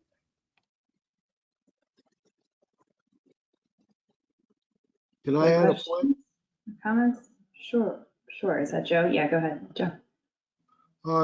I think you really ought to put some effort into thinking about the value proposition. I'm just imagining what it's like to take some of these ideas to downstate legislators, and how can you answer the question about the value? I had a conversation with some of the leadership of the service board agencies in the last week or so, and this specific issue came up, and that is, how can you move away from counting success in terms of ridership and thinking about success in terms of value? And I think that relates very much on the operating side to what Rocco is saying. That is, what are you getting for your money? What is the region getting for its money? What is society getting for its money? And that may sound impractical, but I think you really have to make the value proposition if you're going to move some money. Appreciate that. Yeah, thank you. And then maybe one more, Jessica, and then we could talk about some of the next slides and then open it back up again. Sure, yeah. Joe, I did want to say that I think you're spot on with that point. I mean, that's something that we've really been focusing on at RTA, and our board adopted our plan last week. And that was something that we talked a lot about, and we talk a lot about in the plan, is both the kind of human value of transit, the societal value, and this sort of moving from the idea of transit having to constantly prove its worth to the region saying, we believe in the worth of transit again, and we want to make sure this is something we have for folks going forward. So anyhow, second, any other questions or comments? Yeah, Kevin, go ahead. Yeah, hi. Yeah, thank you. I just wanted to sort of point out a couple, or ask a couple things and then point out a couple things I think is important. I think this question about value is really important, as Joe has mentioned. Being totally tied to like words like efficiency and whatnot are good, like there's good government there, but it does lead to sort of the more draconian kind of way of thinking about transit. And I think trying to expand that definition of value could be really important for selling this downstate, for example.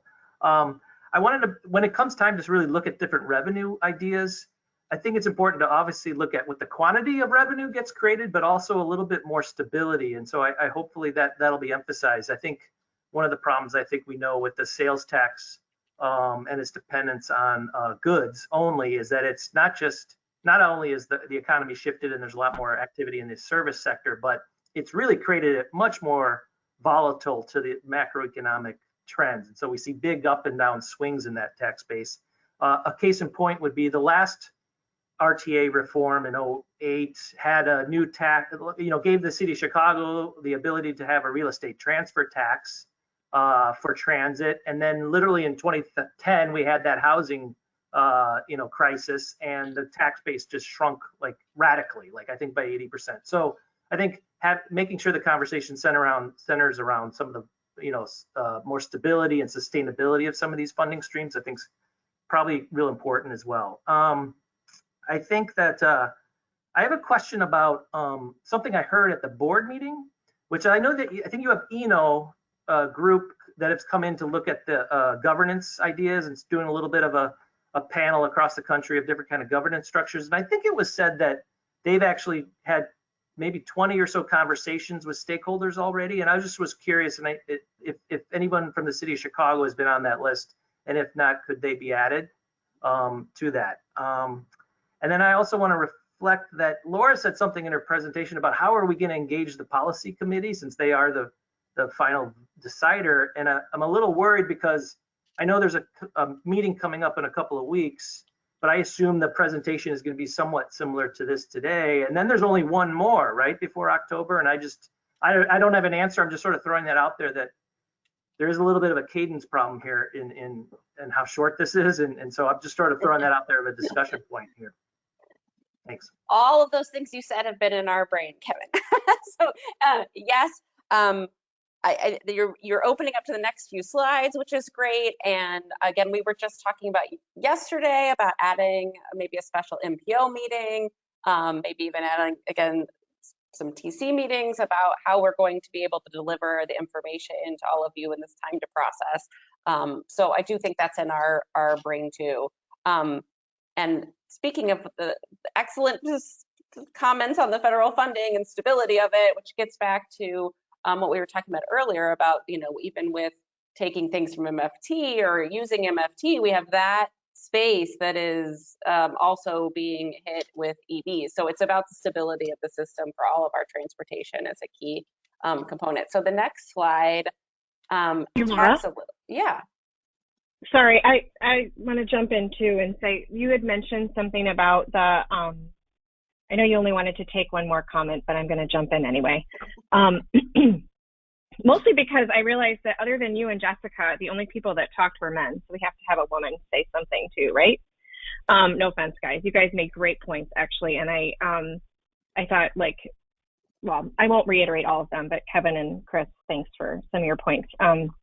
The one thing I wanted to ask for was, when you guys are doing the research on what other places are doing, I'm really interested in that, because I think we do have a very narrow range of what we talk about. And we've said this a lot before, but we have applied a pretty high recovery fare rate ratio to ourselves in the region.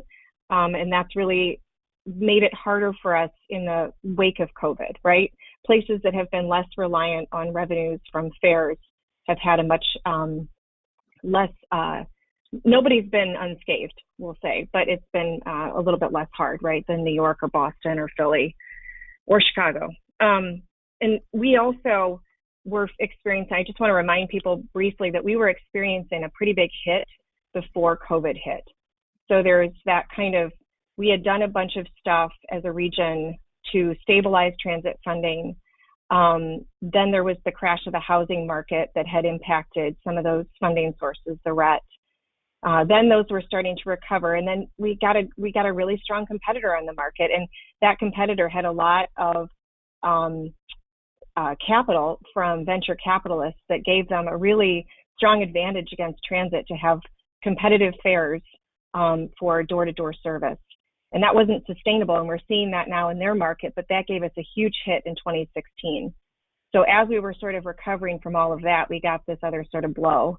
And when we were doing some of the analysis around TNC's impact, we looked at the sort of CTA's operations, and we pulled together some data I think I've shared with you guys, but for awareness here, the administrative overhead for CTA was some of the lowest of any transit agency in the country. So when we talk about operational efficiency, sometimes that fare recovery ratio drives some efficiencies that maybe are actually less efficient because you're so understaffed. I'll leave it there. Muted myself.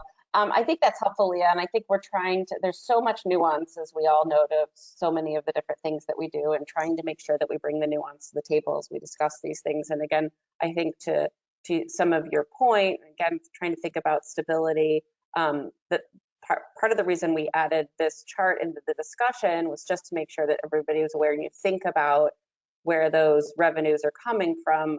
And we think about, like you said, Leah, there were changes before COVID, and then COVID has made significant changes. But you'll see things like the RTA sales tax, however, has stayed pretty consistent in that while we were home during lockdown and then the years after, people are still purchasing things, and that had not been impacted. And so you see things like that keeping some consistency while the system generated revenue. Again, when we talk about ridership and how we put a large weight on that before as a performance metrics, that's what has dropped because of the different changes. And again, I think to the discussion we were having earlier, it's also when people are moving and being able to look at how that should impact transit. So you see that the federal leaf itself is about 20% of, has filled that gap. And so when you go to the next slide, I showed this earlier today, but just thinking again about where we start to see in 2025, 2026, and the out years, that just looking at the cost of the system that we need to maintain today, that we really will be in this place where we're going to need to find additional revenues or different ways of funding our system. And that's a lot of the discussion that we need to have. I think those, again, have to be married, like you were saying, Leah, what's efficiencies, what are people's questions about that, and the system improvements. And then the system improvements themselves will have costs that are not necessarily in here. So if we want to see different things, that also may impact it. But this is a really great starting point for us to have some conversations about. Next slide. As Jessica mentioned, that they spent a lot of time at the RTA talking about the with the strategic plan about the value of transit, and I think that's super important for us to be talking about. I also think that within the strategic plan, they showed some different options and opportunities for the funding, and I think again with the legislation, they've called out some different things that they'd like us to look at. We will also be kind of refining and moving some of these options forward for discussion. But really wanted to start with this group and talking about, what are some of the questions that you guys would have for us that would be most helpful for our team to consider as we start to look at these different potential options. And then how do we prepare MPO to have some of these same discussions about possible revenue sources or other things. Again, we've gotten a lot of other stakeholders that have asked us some questions to refine how we look at this or address some of their questions, but want to make sure that we're doing that with this group as well as we look at these different sources, possible sources, and preparing MPO for a similar discussion. So I will leave it open. The questions are on the next slide, but maybe we want to leave this slide here as we discuss, because I think there's some elements that you might want to be looking at as we have this discussion. So again, kind of looking at this, what questions would you have for our team that we could answer that would help move some of these recommendations forward, and how do we best prepare MPO for this discussion? As Kevin noted, they have their meeting on March 9th.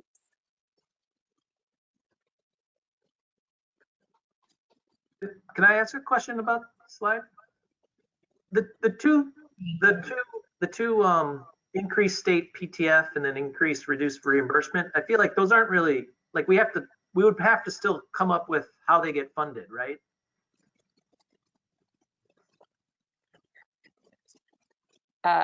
Believe so. Yeah, it's sort of like saying state should appropriate more money for transit. It's sort of, I just sort of flagging that it's not really, I think we'd have to help propose something that would fund those two things. Maybe I'm wrong. Yes, you're correct, Kevin.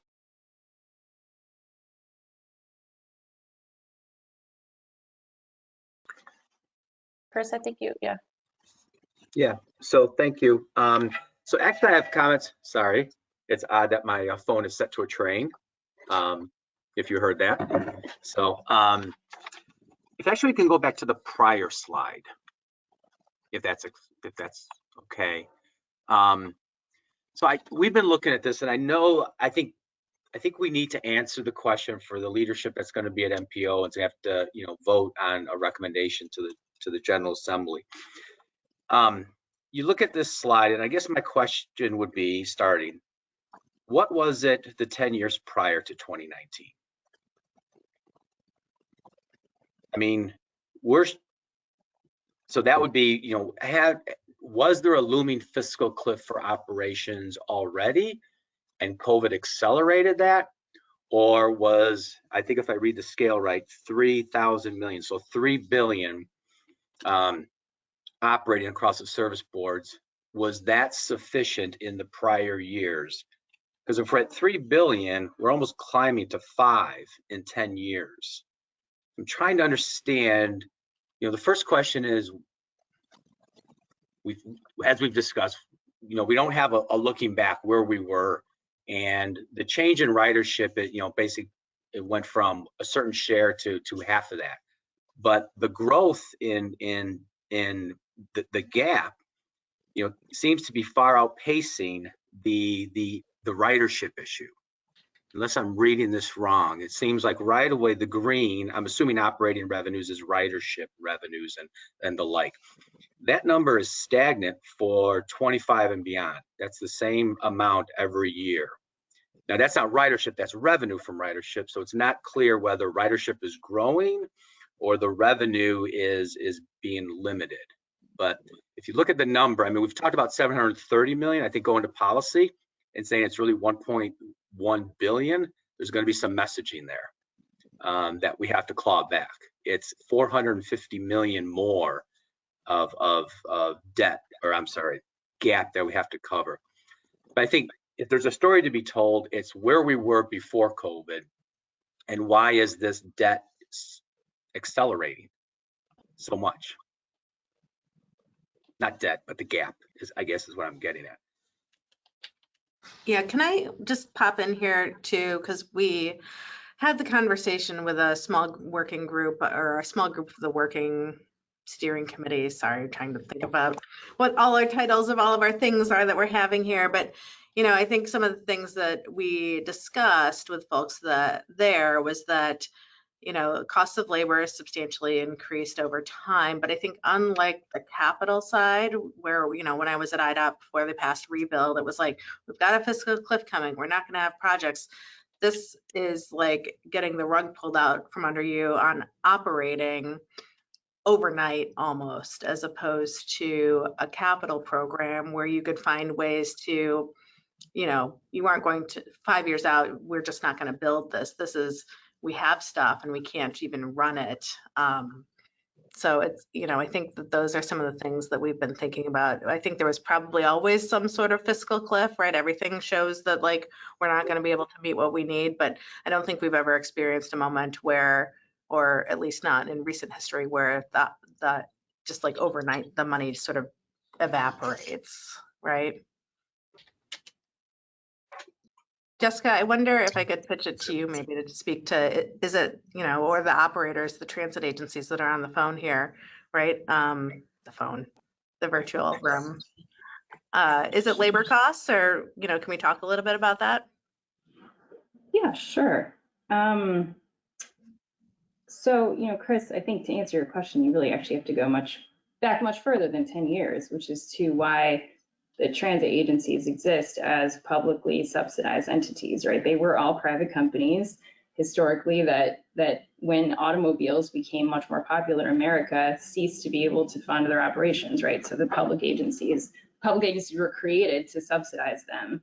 And, you know, from that time, no transit system across the country has made money. They've all been very subsidized. And I think that, you know, over the years, as the Chicago region has grappled with that, the most recent structure said that half of the cost of operating needed to come from fares. And that's the, you know, the recovery ratio we've all talked about. And that created I would say, a delicate balance in funding. You know, if you asked all of us, has it been sufficient? No, the answer would be no, it's not been sufficient ever.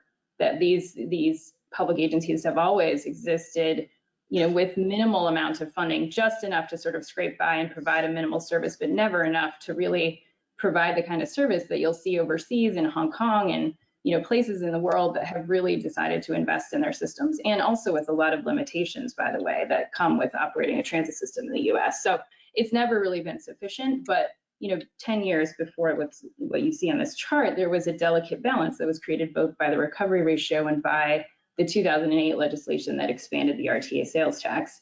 And the RTA sales tax has actually proven to be very stable and strong. And the part of the reason that we have 2 years to think about this is because of the RTA sales tax. You know, a lot of systems are not as dependent upon fares as we are. I'll talk about that in a second. But a lot of systems don't have a funding source like the sales tax was strong. And it was actually expanded to online sales during the pandemic. So the RTA sales tax actually has reached all-time highs in the last couple of years and is really making this balance and this runway possible for us. So I wouldn't discount the stability of that. But what happened during the pandemic is people started working from home. And that 50% recovery ratio that was dependent upon whoever was riding at the time, which has been going down since the 80s, sadly, you know, it really has been going down for a long time. And as Leah was just mentioning, it was already taking a hit right before this. And there were a lot of reasons for that. I think working from home is primary among it. People just aren't moving the same way that they were moving before. And so when people stop riding, we suddenly have a budget gap. And it's not mismanagement of funds. It's not, you know, it's sort of easy to imagine why that might be, but it's just because fewer people are riding. Now, for the cost increases, you have to remember that this chart you're looking at right here is one of 6 scenarios that we looked at. It's not sort of, it's it's a projection of the future.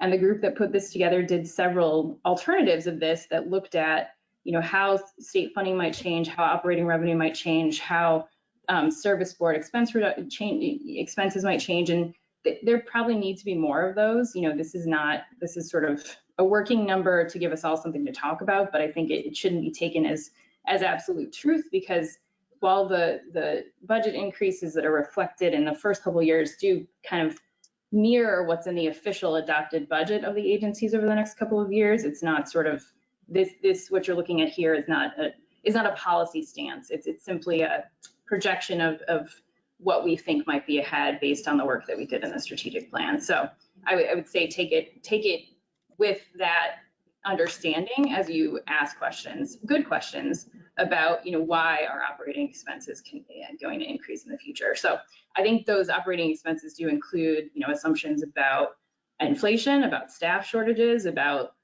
the fact that it's challenging to operate a system right now. But beyond that, I think each of the service boards could comment more if they want to about how those expense increases. But again, remember what the context of this is and what you're looking at when you kind of think about those questions a little bit. So anyone else from the tree? Yeah, I was going to say, to that point, Jessica, I think that in my question of how to get the MPO ready, I think part of that is giving them a good background of how we've come to where we are, right? So I think that that's one of the things we've been thinking is like being careful to not necessarily jump in immediately, but to give some of that background and not assume that everybody kind of knows some of these. So I think I'm just saying that that's as we start to prepare for MPO, that's definitely one of the things we want to make sure is that we kind of bring them up to where we are and that there's understanding. So, but other thoughts or things we can do to prepare would be great. Anyone else want to take a crack at answering Chris's question on the transit side? Leah, Lynette, Eric? I can jump in and say, I think one of the things that we've been talking about in terms of bus service is, I guess, is the equity framework for this too. I don't know how much of that is built into this analysis, and I'm curious too about what the assumptions are on cost growth versus revenue growth. But if we're talking about trying to implement things like fare integration, one of the reasons that that hasn't been successful in the past is because it's typically a zero-sum game, right? Somebody has to take the hit to operating funds in order to accommodate that, essentially that savings. Similarly, if we're trying to program additional subsidies for low-income people or trying to make sure that we have sufficient transit service frequency in areas that maybe have either are less revenue generating because of the types of fares that we're collecting there, or because of, in some cases, putting bus service there might be really important for some people who are transit dependent, but it may just have less ridership.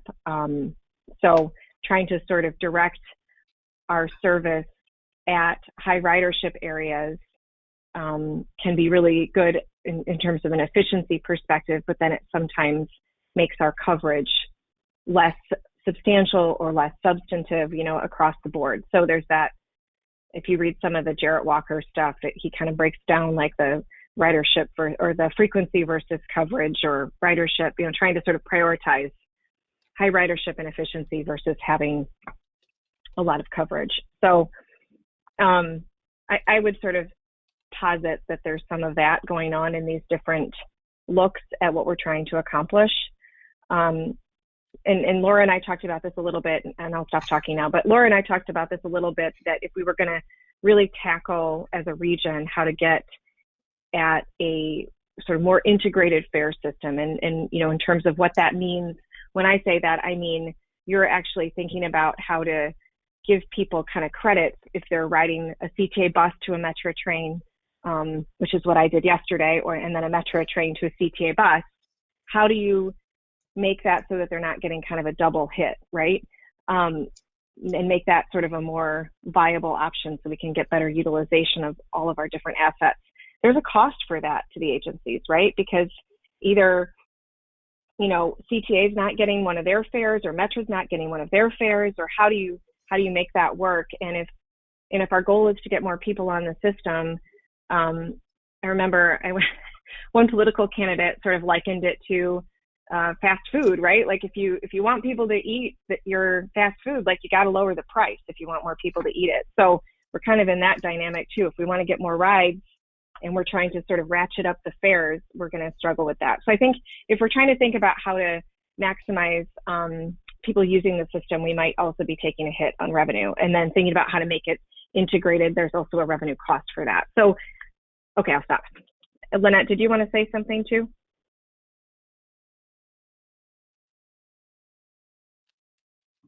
She's still here? I'm not sure. Okay, never mind. Yeah. Well, back to you, Laura and Jessica. Yeah, Erin. I think it's helpful about, oh, sorry, go ahead, Jessica. No, I was just saying good points on Leah's part. Yeah, that's an important conversation to have. I will say this projection does not include any meaningful changes to the system. So that's also something to keep in mind. If people wanted to see more visionary changes, that would have to be kind of priced out separately. As Leah's describing some of those potential visionary changes with fare changes and equity considerations and so forth. So anyhow, go ahead, Laura. No, I was gonna say, I think that's helpful. And I can also point out that, yeah, we can spend more time talking about this as like an illustration, and that what the decisions we make throughout this report would change those things. It's really just to make sure that we understand it's not kind of a one-time issue. It's really about the long-term viability. I'd be curious if there's other things that people need for MPO preparation, whether, yeah, Kevin. Yeah, I could jump in, kind of a couple of comments and tie into what, the discussion was just going on there. But first, I think, Laura, you mentioned earlier too in your presentation about, trying to reach out to people that aren't currently on transit. I think that's a key. And like you guys said, you're working on that too. But, what are people's barriers? Why they're not on it? Would they come and ride on transit? What's, what would cause them to do so, or why don't they ride on it? I think that's a good point you mentioned earlier. I think this is all great, and tying it back into, I think it was Joe and Pia's comments earlier about the value side of things, having this backstory that kind of Chris brought up and Jessica was talking about, just helping tell the story as we like socialize this stuff is key.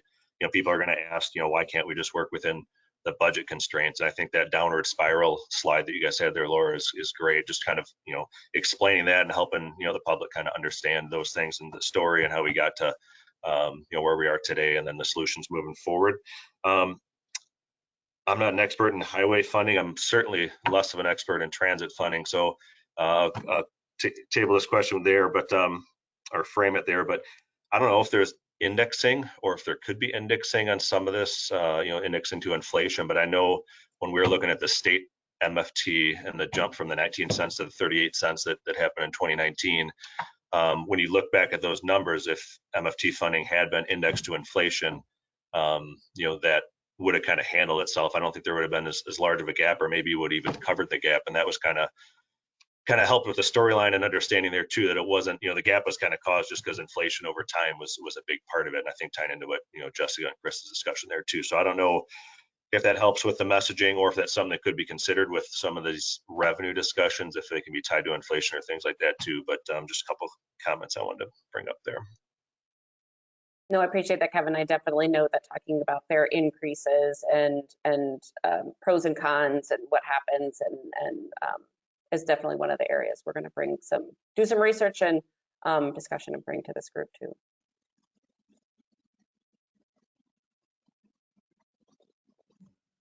Well, I will. Hey, really quick, Laura, I'd be remiss if I didn't say, I know you've got the increase in tollway tolls. Just know that's a legislative action. It's not something that you just do. There would be a legislative action that has to happen to make that occur, and it could and would adversely impact our bonds that we have right now. I mean, we've already leveraged ourselves pretty much, like I think about $7 billion to deliver this program. So that's just something, word of caution. I don't know if anybody's really looked at the any other legislative acceptance or public acceptance of some of these options, but that's one that I'm not saying it's don't do it or don't forward it. Just know that there's a different lift that happens, and there's then the resulting impact that would occur. Well, Rocco, I've got the same issue down here in Will County. I've got almost 2/3 of my county that has essentially no access to transit. And when we get questions about transit, it's why am I paying the sales tax for something I have no access to? And so I think you're going to have a very large lift in trying to expand any fees for people without having that conversation of how does it benefit me? Not just the region, not just the transit system. Those are all well and good, but to the farmer who farms outside of Peatone, they don't care. They care about you're increasing the cost of my license plate. I'm paying more taxes at this and that, and I don't see the benefit of those increases. No, I appreciate that, Christine, and that's definitely part of the conversation we're all having and trying to think about and being kind of prepared for as we move forward. We definitely understand that's an element. Yeah, go ahead, Erin. I could just say one last thing too. Like, we completely understand that these conversations are tough, right? And that is exactly the types of input that we need to hear so that we can start thinking about what A, the messaging is, what B, the solutions might be. And one thing that to Joe, what you were talking about, what the value is of this for our region, 60% of the jobs in this region can't be done remotely. That's huge impacts on our economy. And whether we're talking about how to serve places and whether or not, you know, you're making more money with this route or that route, at the end of the day, it's it's our diverse, broad sectoral economy where you've got people going to manufacturing, transportation, logistics, to life sciences, to world-class healthcare and educational institutions that fundamentally keep those places open, that, like, I think need to continue to remind ourselves that that's sort of this higher order thinking of why we need to solve this, and then expand and provide solutions that do meet people's needs today. So, you know, we're looking forward to the rough and tumble sort of sharp elbows that we're going to get along the way. But I want this committee and all of our committees to know, and the leadership that you work with on the MPO, we want this to be as successful as we can of a process. So please do continue to reach out, whether through this committee or one-on-one, with flags for us, details on information that your executive leaders need, that your boards need to hear from us in order to make this as successful as we can be. So I just wanted to say thank you.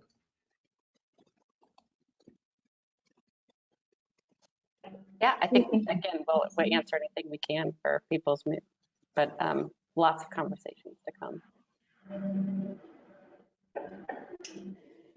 Yeah, important work. All right, anything else on that, Laura or Erin? Shall we move on? Yeah, okay. Moving on to item 6. For this one, Laura, you'll also be giving us just when you thought you got rid of me, you can't, not today. Quick legislative update. I know that John and Kasha wanted to be here to give you the ledge update, but as many of you may have already heard, Tim McMahon has left CMAP to go to IDOT to be the Bureau Chief for Federal Affairs. We couldn't be more excited to have Tim in that new role, even though we're super sad to have him leave CMAP. It's great to have a partner over there on federal affairs for all the other discussions we were just talking about on transportation. But they are in an interview right now for looking at replacements for Tim's position. So neither John or Kasha could be here today. So you get me again. I think, as Erin mentioned in the beginning of her comments, one of the biggest things that we're kind of focused on right now at the state level is the RPA funding. We're really excited to have some Regional Planning Act funding in discussion. Again, as Erin noted, with all of the different IIJA possibilities for funding to be able to leverage that work here at CMAP will be critical for us.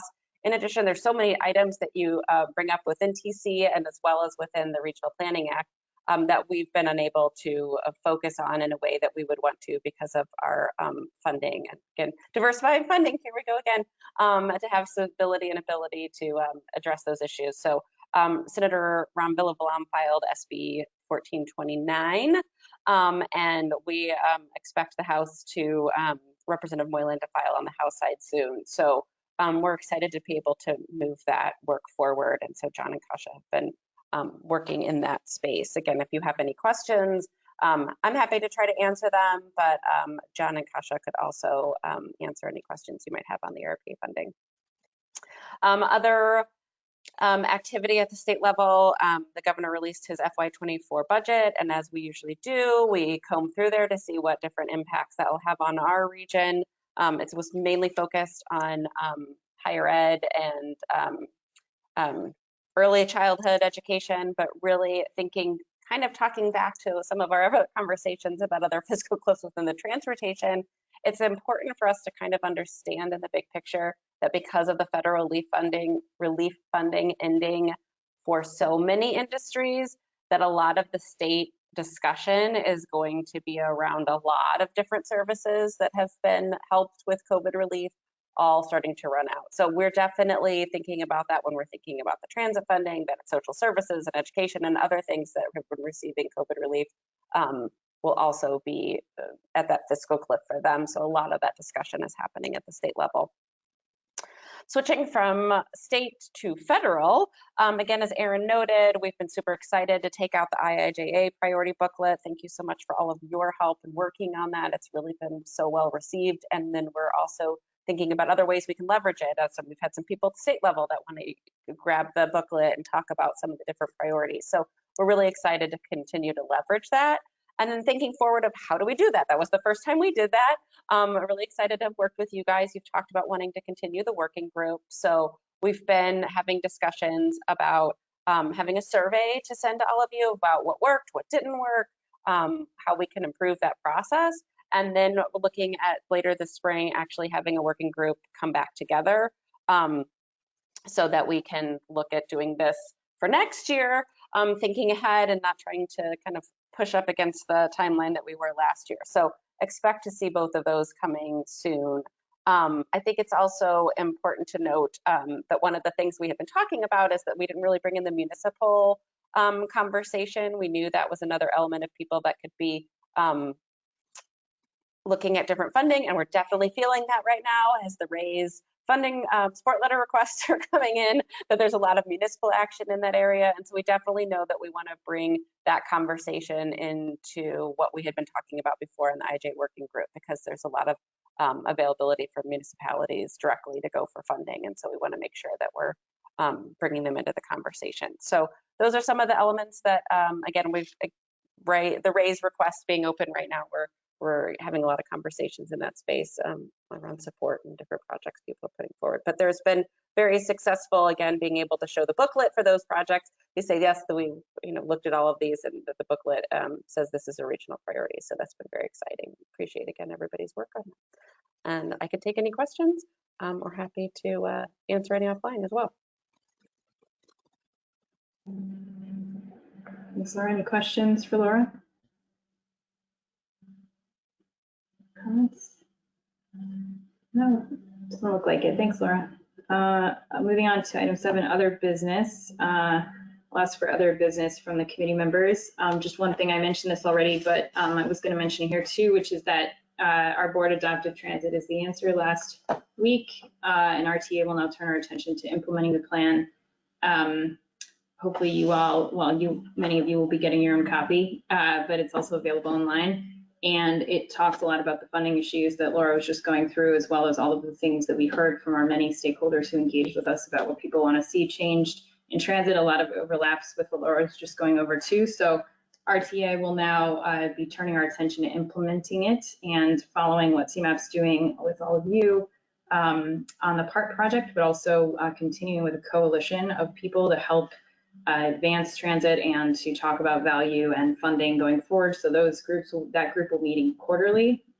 We hope that all of you will be a part of that, and that folks listening might join as well, so that we can continue conversations in that form as well. I think this is a hard issue, as Laura said, and the more the merrier. So it'll be good to have a few kind of forums for continuing the conversation. That's my other business. Anyone else have any other business that they would like to share with the committee? Leah, go ahead. Just quickly, putting in the chat a link to our Meeting the Moment scorecard. Just wanted to make sure I was making this, taking this chance to get the message out there that we are openly, transparently publishing data on a regular basis on how our service attainment is, and a number of other sort of data points that I think would be useful both in the conversation that we had today and then, just in general in terms of transit recovery. And then I'm also posting a link for the Transit Supportive Development Plan. This is a joint project that CTA did with the Department of Planning and Development for the City of Chicago that looks at policy and work around how to bring development around the Red Line Extension project. And it's a really important piece of work in terms of making sure that that transit investment is fully leveraged in terms of the land use piece. So I would encourage people to look at both of those. And the TSD plan is out there for comment right now. So we're actually actively taking public comment. So, feel free to comment. Thanks. And pass it along. Thanks, Leah. Jack, you had, Thanks, Jessica. Wanted to bring up this idea of committee structure. I know at the last meeting we delayed a vote on recommending to the board to implement working groups. I wanted to know if there would be any discussion of that. I'll be honest, I didn't check to see if the board adopted that. I probably should have. Love to hear anybody's thoughts on it. I'm going to defer to CMAP staff on that. Anyone on the CMAP side want to respond to that question from Jack? Alex, are you still on? Yes, I am. So is my cat. So nice. I think just to clarify, at the last Transportation Committee meeting where we discussed committee alignment and restructuring and working groups, it was determined that we didn't need to have a vote to continue with the process. So I think what ended up happening was I briefed the Transportation Committee, and CMAP staff are moving forward on this development. We're focusing at the moment mostly on the UWP committee, but also on putting together more of a structure around working groups. I don't know if you want to jump in on that, Amy. I saw you come on screen. Yeah, just to echo what Alex is saying, we are evaluating that still. We do want to sort of take a look at other best practices employed by other MPOs, and that's kind of stuff that we're working on. But certainly I know now that we know that the declaration, disaster declaration is expiring, this whole desire or need to meet, but make sure that we're meeting regularly is going to still hold. So we'll definitely keep that in mind. Okay, thank you. Thanks for the question and responses. Lynette? Yeah, sorry about the last discussion. I got kicked out of the webinar, and by the time I got back in, discussion had ended, but I had you up on the phone. I just couldn't talk. So Leah, great points. I did want to mention, just like Jessica mentioned, Metra did adopt our new long-range strategic plan last week at our board meeting. That is now available on our website. So if you're interested, by all means, take a look at that. I think we went and took a fresh look at our vision and our mission. I think you'll see in our vision our mission statement is we still talk about being commuter rail. That's who we are today, but what we aspire to is to try and move to more regional rail, and you'll see that in our new vision statement.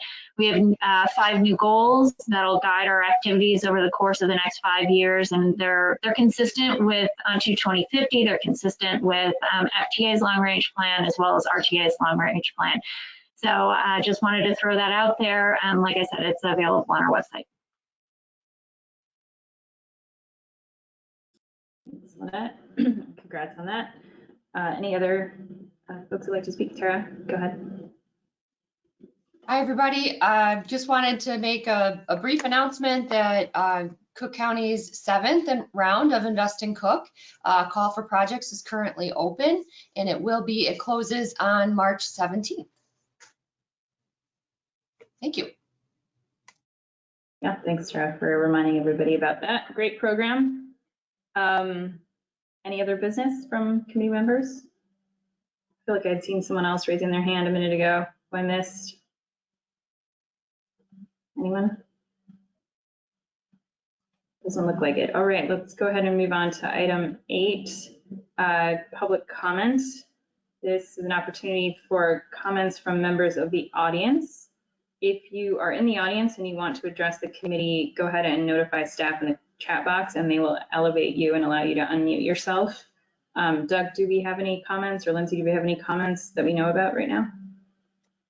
Let's see, we did have a comment from John Paul Jones of Grow Greater Englewood to share a resource on the Office of Political Strategy and Outreach with a briefing on the Norfolk Southern train derailment that is happening later today, and the importance that that will play for our region as we prepare for the CREATE project area and its potential safety in our region. So I can share that link in the chat. And I believe John is on the call. They wanted to add more.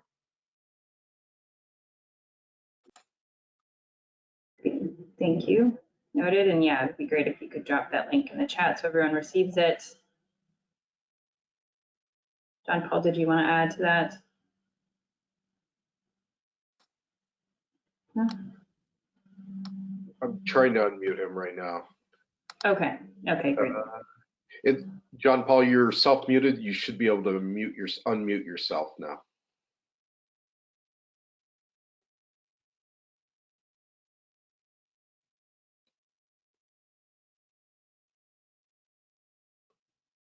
Well, not sure. I have Garland Armstrong has his hand raised, so I'm going to unmute him. Okay. Hi, Jessica, and everybody in the Chicagoland area. How you doing? Hi, Garland.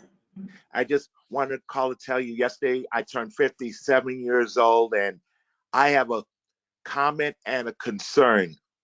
My comment is once the CMAP opens up again in May, can you make sure for the people with disabilities who are visually impaired or hard of hearing would like to know where it's going to be at so that they can be accommodated?